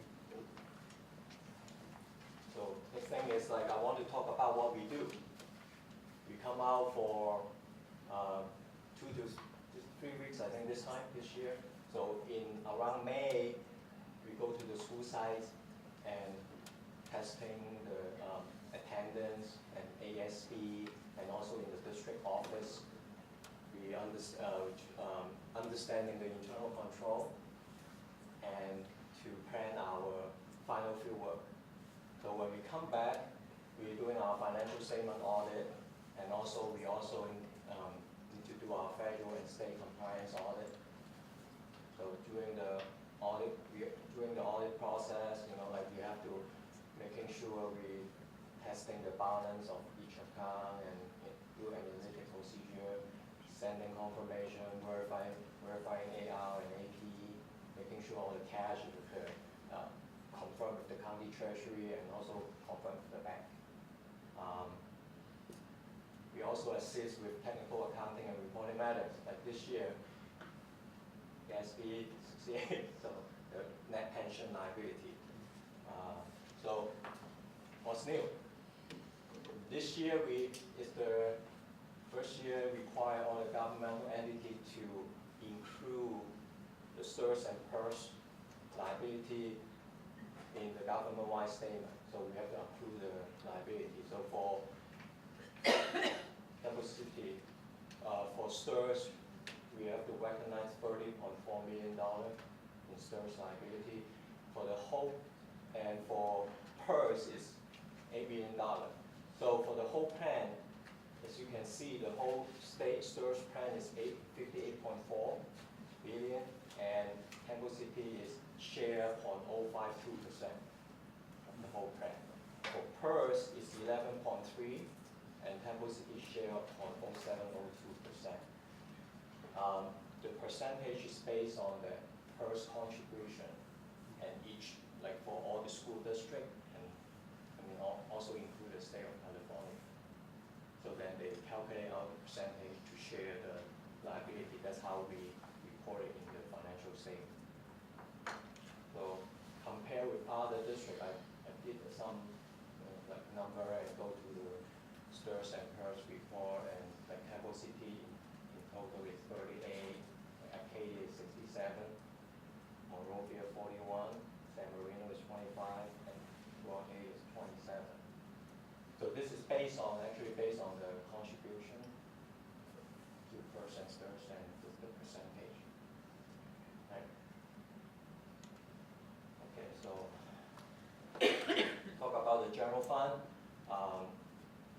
State require a reserve for 3%, and TCUSD has reserve equals to about 18% as of June 30, 2015.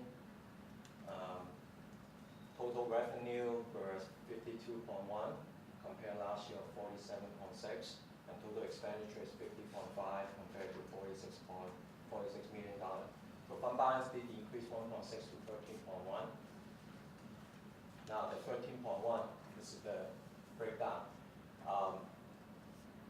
285 is non-spendable, which is like pay and pay cash, and 2.7 is restricted to the education program, could be if you have any restricted money you haven't spent, then like those state special program like medical. Yeah. So 752,000 is assigned to OPEC. So the district is separate out a fund for that, but for GASB reporting purposes, because it's not really a special revenue fund, so we need to combine it with this general fund, but we do put it as assigned for the OPEC. So right now is 752,000 setting aside. So the unassigned is the 9.3. That's what we use to calculate the percentage. If I may interrupt you just for a quick Yeah. second, on the front page of this agenda item, so you're showing 9.3 there, and that was based off of June 30th of 2015. Yes. And right now, we're seeing 7.1 thereof of unrestricted funds. And I would say, I guess, because we had planned, and these were the additional expenditures that we were going to implement in the school year, correct? That's why there's a difference between the 9 million and the 7 million? Or am I confused about something? He has restricted and unrestricted together. Oh, he And does? also keep in mind that my numbers are giving me general fund only, and because of GASB, he combines all the funds together, so you'll have slight differences.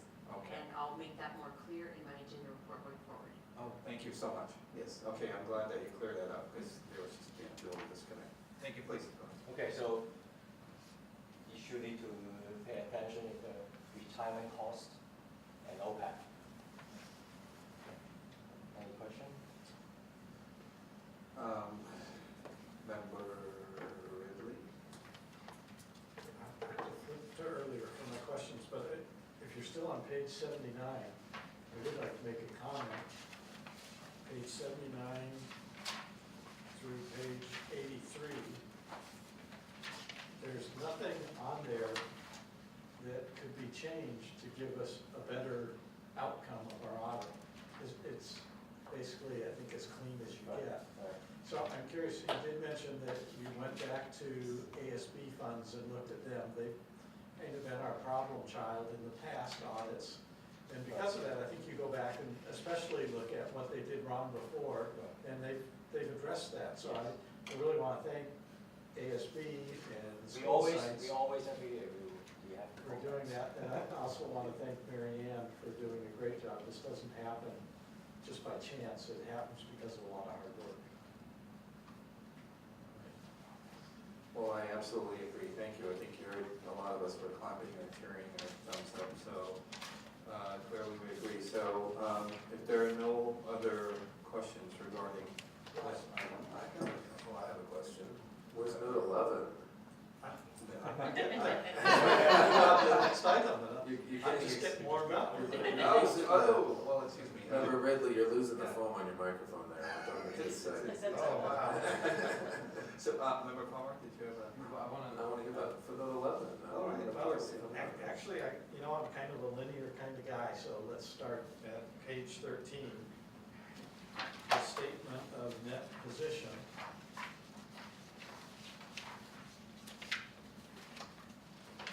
Which, and Hadley can help me out if I get anything wrong, I'm sure. This presents our district, everything, all combined into one statement on a full accrual basis, which means we recognize revenue when we're entitled to it or have earned it, even though we maybe haven't received it yet. We recognize expenses and obligations when they're legally incurred, even though maybe we haven't paid the bill yet. So he mentioned GASB 68, and we saw two really big numbers up there, 8 million and 30.4 million. And it's kind of buried in here. Yes. So, but the consequence of reflecting these very large liabilities in our financials, when you look at the whole picture on this full accrual method of accounting, results in us having a deficit of almost $25 million, which if you're a financial person and an accountant, you're always very concerned that your net position is negative rather than positive. This is unusual times because of GASB Statement 68 that has required entities to show their unfunded pension liability. And that unfunded pension liability is not really immediately today's problems. It's a long range, very far out into the future kind of problem, but we have to address it, and you gotta start chipping away at it, which I think we're attempting to do, and I think GASB 68 is an attempt to make this really clear to the public, to the employees, to the governing boards. This is an issue that needs to be addressed, and he highlighted that for us, that retirement costs and unfunded OPEB liability needs attention. So on this page 13, under long-term liabilities, a little bit below, halfway down the page, there's $3,624,109,392. You guys might circle that and write footnote 11 next to it.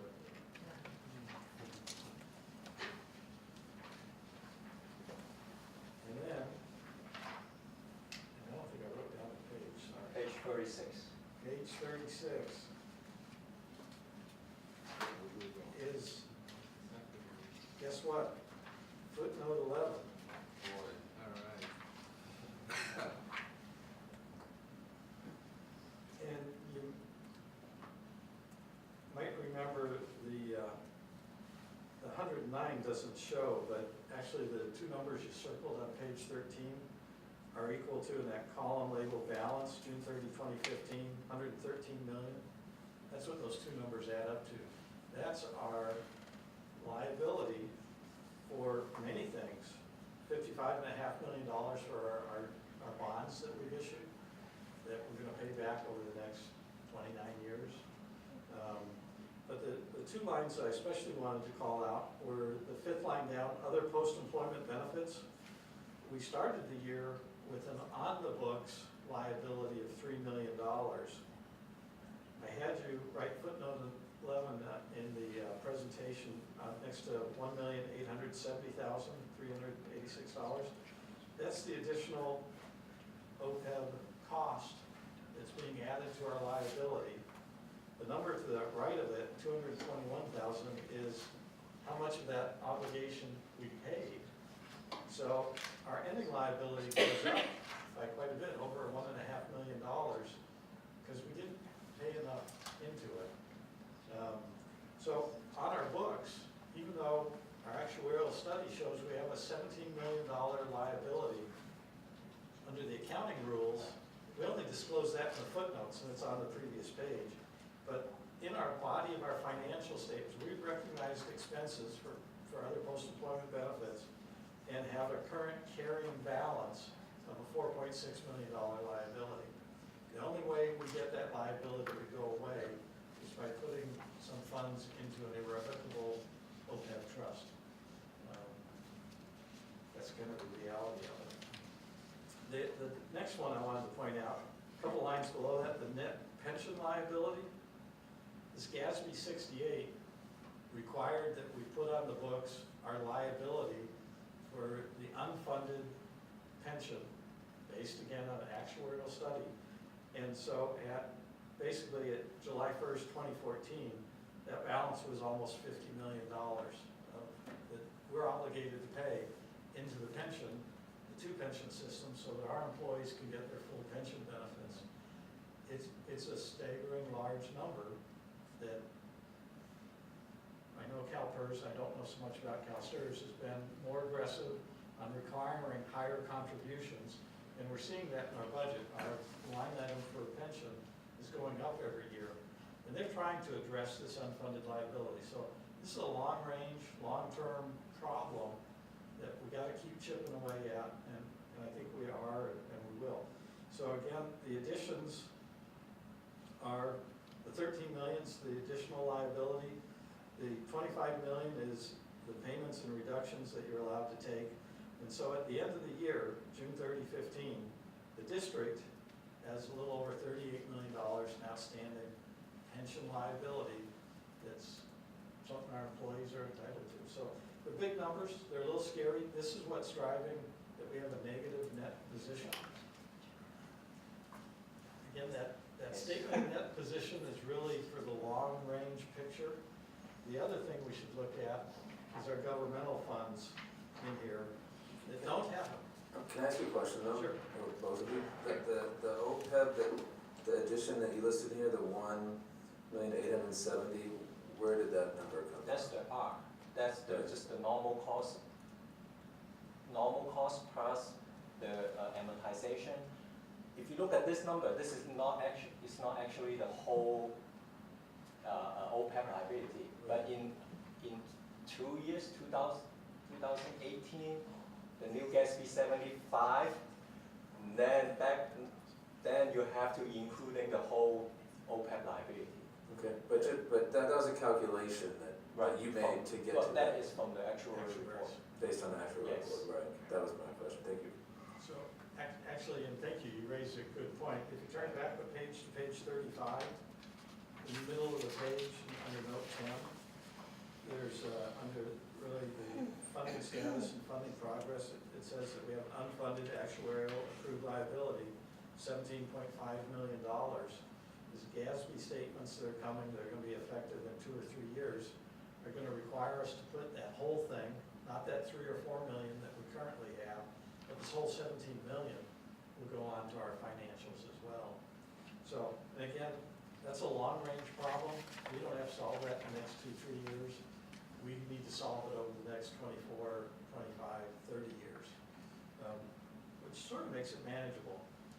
So the other statement I want to turn to is on page 16, which is a lot less depressing because it's got a positive ending balance. And frankly, these are the numbers that are more like what we have to work with for our budget purposes. We've got money, we've got some money in the bank, we've got a positive ending fund balance. Actually, we've been pretty conservative. We're actually in a fairly healthy position where we're going to have options going forward. So, again, I appreciate all the hard work, and I hope what I've said is helpful to all of us. Very much so, although I am going to be honest, a few of them just airplanes going by. I'm financially challenged, as you can see, but I really appreciate the clarity by which you put this together and the hard work again. A lot of sobering notes for us, a lot of realities, both for today and for tomorrow. So, and I appreciate Member Ridley for his wealth of knowledge and expertise in finances, and as well as Ms. Sorrell for really getting all of this together. You guys did amazing, just trying to explain all of this to someone like me. So thank you very much. Is there any other comments, or questions from any of the other board members? No? Okay. So,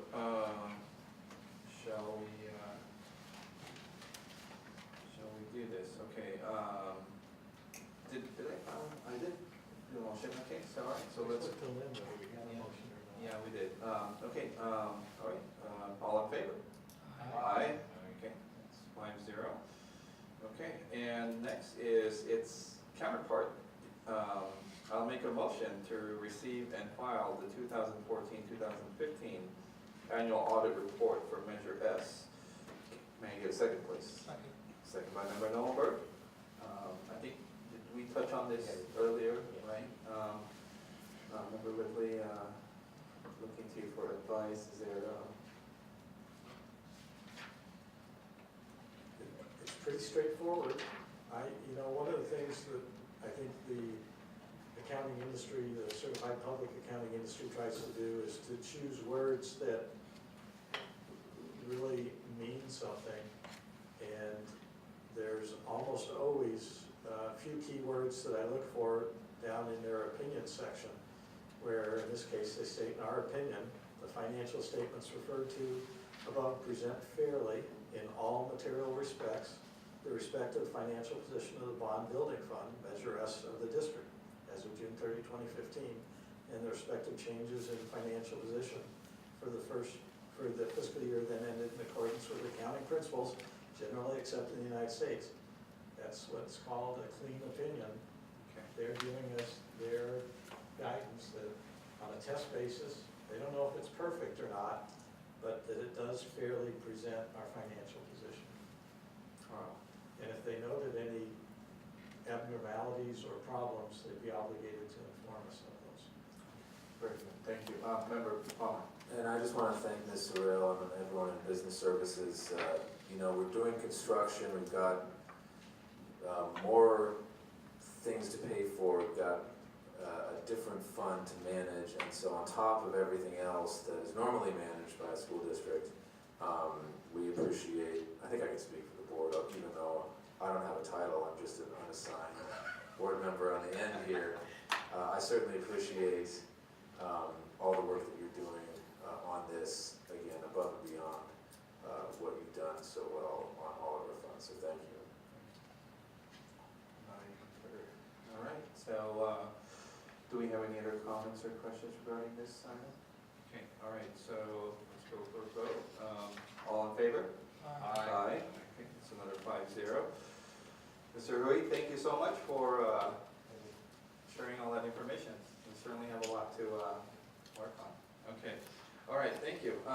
Let's move on to the next item on our list, which is in personnel services. May I get a motion to approve the retirement / resignation early notification incentive? So moved. Okay, moved by Member Nolenberg, second by Member Ridley. Mr. Kuna. So once again, this year, and again, this is not going to be a normal occurrence, but we have the ability this year to offer an incentive to our certificated and classified members. We did less than the amount, however, of the total contribution last year. I think you recall we did $100,000 as a total pool this year. It's at $75,000. But this gives us the advantage of getting out to the market early to know what our needs are going to be for our teachers or for our employee needs next year. And according to conversations with Ms. Rao, it actually was quite beneficial for us last year. And so this money will not hit us in this fiscal year. It will not be paid until the next fiscal year. So when we realize the savings in salaries is when we'll pay the additional compensation. Okay, excellent. Questions or comments? Member Palmer. I just have a question to remind us the effect on recruiting last spring and how that played out after we approved this item last year. How did it play out as far as affecting it? It was positive. Total dollar amount, I can't tell you right now, but it was positive for us. Knowing, and also it got us into a lot of the job fairs a little bit sooner, knowing what our needs were. So that'll be the norm for this year too, is getting out into the job fairs and recruiting folks a little ahead of the game. And I don't know if you guys have been following the news, but it is out there that there is a teacher shortage coming, and there's a lot of districts who are trying to get out in front of the hiring curve. So I think this is timely for us. Yeah, no, absolutely, I agree. I think, the earlier we can get out there and find the best possible teachers for our students, that's what we gotta do. Do we have any other comments or questions regarding this? Okay, all right, very well. Okay, let's go for a vote. All in favor? Aye. Aye. Okay, 5-0. All right. Next up, we have administration, item number 22. Can I get a motion to approve the 2014-2015 school accountability report cards? I'll do that. All right. Second. All right. Moved by member Conway, second by member Nolberg. Okay, so do we have any questions regarding this incredibly concise data? I just Member have, Conway. I think it's more of a comment really, but, this is, I think is one of those reports that was required a number of years ago, and maybe we don't look at, or our public doesn't look at too carefully, but however, it really is a good snapshot and gives a good comparison between our schools, the different populations we have, because we don't have the same type of population exactly at each elementary school, for example. And it also gives us a snapshot as to how different groups are doing at each of the schools. And so I know in the future, maybe we'll have more of a chance to look at those numbers from the most recent round of testing and really talk about that. But I appreciate, the work that was put in to prepare these. And again, it really is, for me, it's always eye-opening to take a look and see, how many more learners, English learners do we have at one school versus another.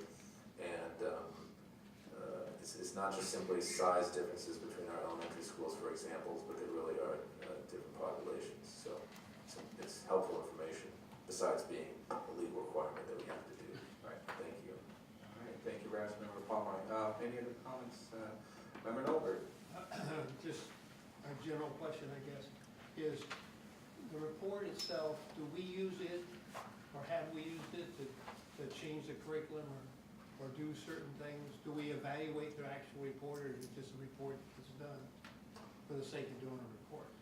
We evaluate the report. It's very handy in looking at data, especially testing data that Mr. Pomeroy alluded to. And it's also helpful to know how our students are doing in comparison to other districts, not just within our school. So looking at these SARC, as they're called, the School Accountability Report Card holds us accountable, and it helps inform our school site councils as well as our DAC and our DLAC committee. All right, thank you very much. I guess I've always wanted to ask this question, and it really it's just, can you tell us what's the difference? Because I see that there's two different things for both the DD, for the Dr. Doug Sears Learning Center and alternate school. They have different sorts. Can you share with me Yes. understanding? So we really have 8 schools within our district, and many people don't understand that because they think that we have 7 because the Dr. Doug Sayers Learning Center and our alternative school are on the same campus. They share the same principal, but it is indeed 2 different schools. So our alternative school virtually serves students who need more of an independent learning style.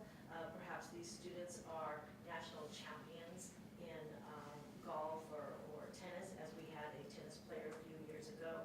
And that student was residing in Ojai during the week, and they would come once a week to the alternative school, pick up the program and the curriculum, and then return a week later after this person had been practicing all week with tennis. And so we also serve movie star type of children and students who just need a different setting because a comprehensive high school or one of our existing elementary or middle schools just doesn't fit their needs for whatever reason.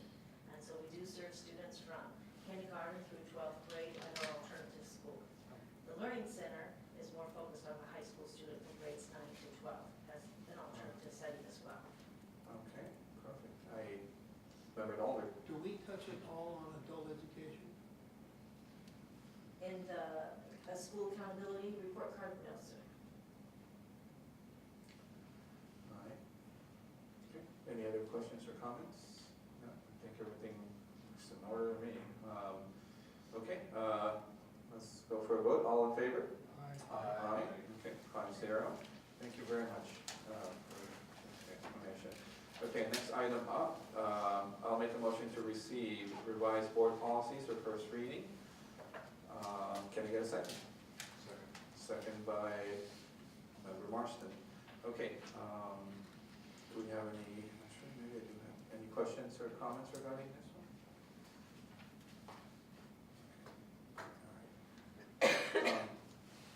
I just want to refresh my memory on this. The adjustments regarding immunization, this is based on the new law that we have, correct? In regards to that? Yes, and Okay. and again, anything in bold is recommended language from CSBA. Okay, all right. Well, thank you very much. Any other questions or comments? Okay, all right. All in favor? Aye. Okay, 5-0. That's good.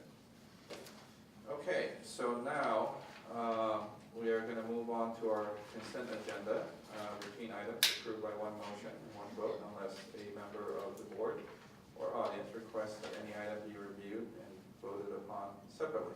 Does anybody have anything? No? Okay. I actually just have one question in regards to the, I think it's the payables, what page is that?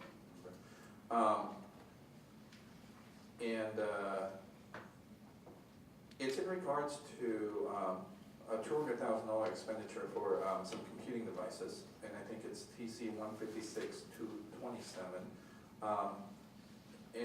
Really, this isn't a question, it's really more for a request for information, how they were going to use that amount in terms of what it is that they're looking to acquire with that purchase. Would you repeat that number, please? Oh, sure, it is TC 15-6227. Look under the contract. In the contracts, I'm sorry, contracts, yeah, I'm sorry, I told you the wrong thing, probably. So WISCA and ASPO piggyback contract to purchase Dell computers? Correct.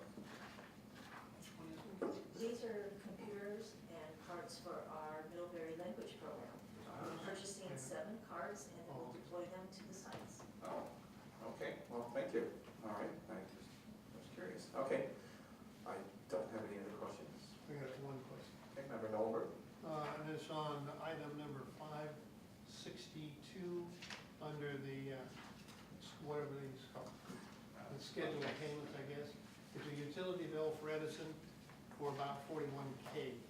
That's for one, I guess, for 1 month. And I just wondering why we want, Edison has only got to give us one bill, while the water company gives us umpteen bills, et cetera. 562. I wish we could control the way that the utilities bill us, but we can't. Okay, so the 41 is for all schools? Let me see if I brought that detail with me.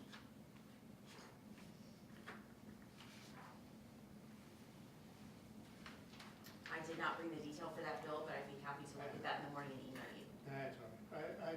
It just per month, $41,000 for Edison is rather a substantial amount of money to be looking at month in and month out, 40,000 a throw. And this is about what's been averaging, isn't it? I can send that to you tomorrow. I unfortunately don't have the utility bills with me tonight. And that's how we got the $1.5 million for utilities, I think. That utility. That would be all utilities, so not just electricity. Yeah. All right. If there are no other questions or comments, I think we're good. Okay. Let's see, this is by roll call? Oh, okay. Yes, I'll make a motion to approve the consent agenda. Can I get a second? Second. All right, second by Member Nolberg. Okay. Mr. Bell? Yes. Mr. Nollenberg? Yes. Mr. Marston? Yes. Mr. Pomeroy? Yes. Mr. Ridley? Yes. Okay, all right, thank you very much. Now, we're up to our board request for information and agenda items. Anybody would like to, okay, Member Nolberg? I just like to have the board, discuss things that they think that we in the there's a whole series of things that's come up over the last couple of years, and eventually we're gonna have a joint meeting with them, plus we have a meeting coming up. Okay. All right, anybody else? Member Ridley? And could we discuss OPEB trust, please?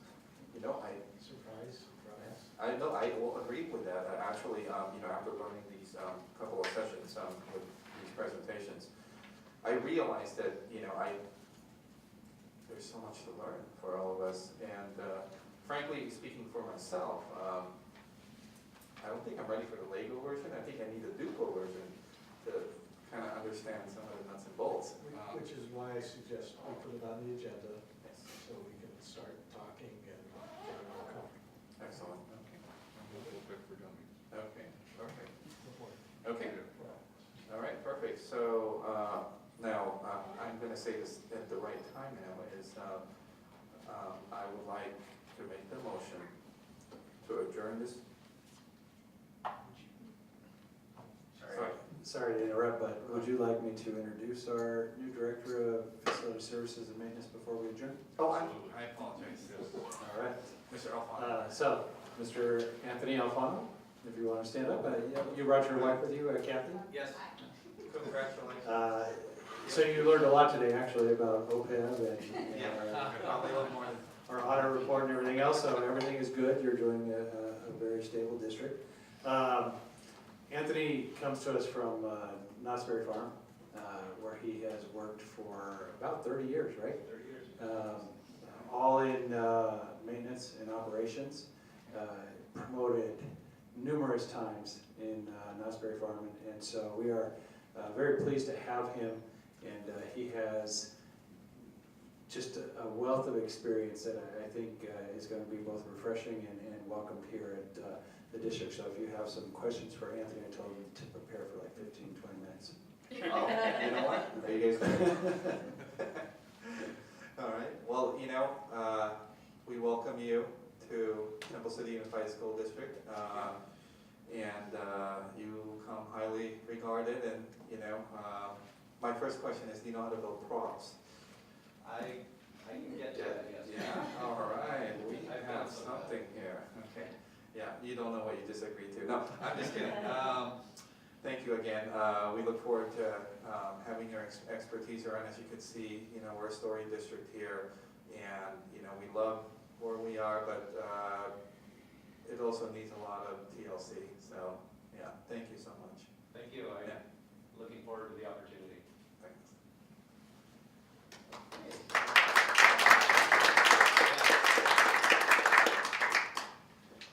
Okay, so now I'd like to make the motion to adjourn our meeting in memory and in honor of former Emperor students William and Anthony Lynn. Second. Second by Member Noldberg. All right, meeting adjourned.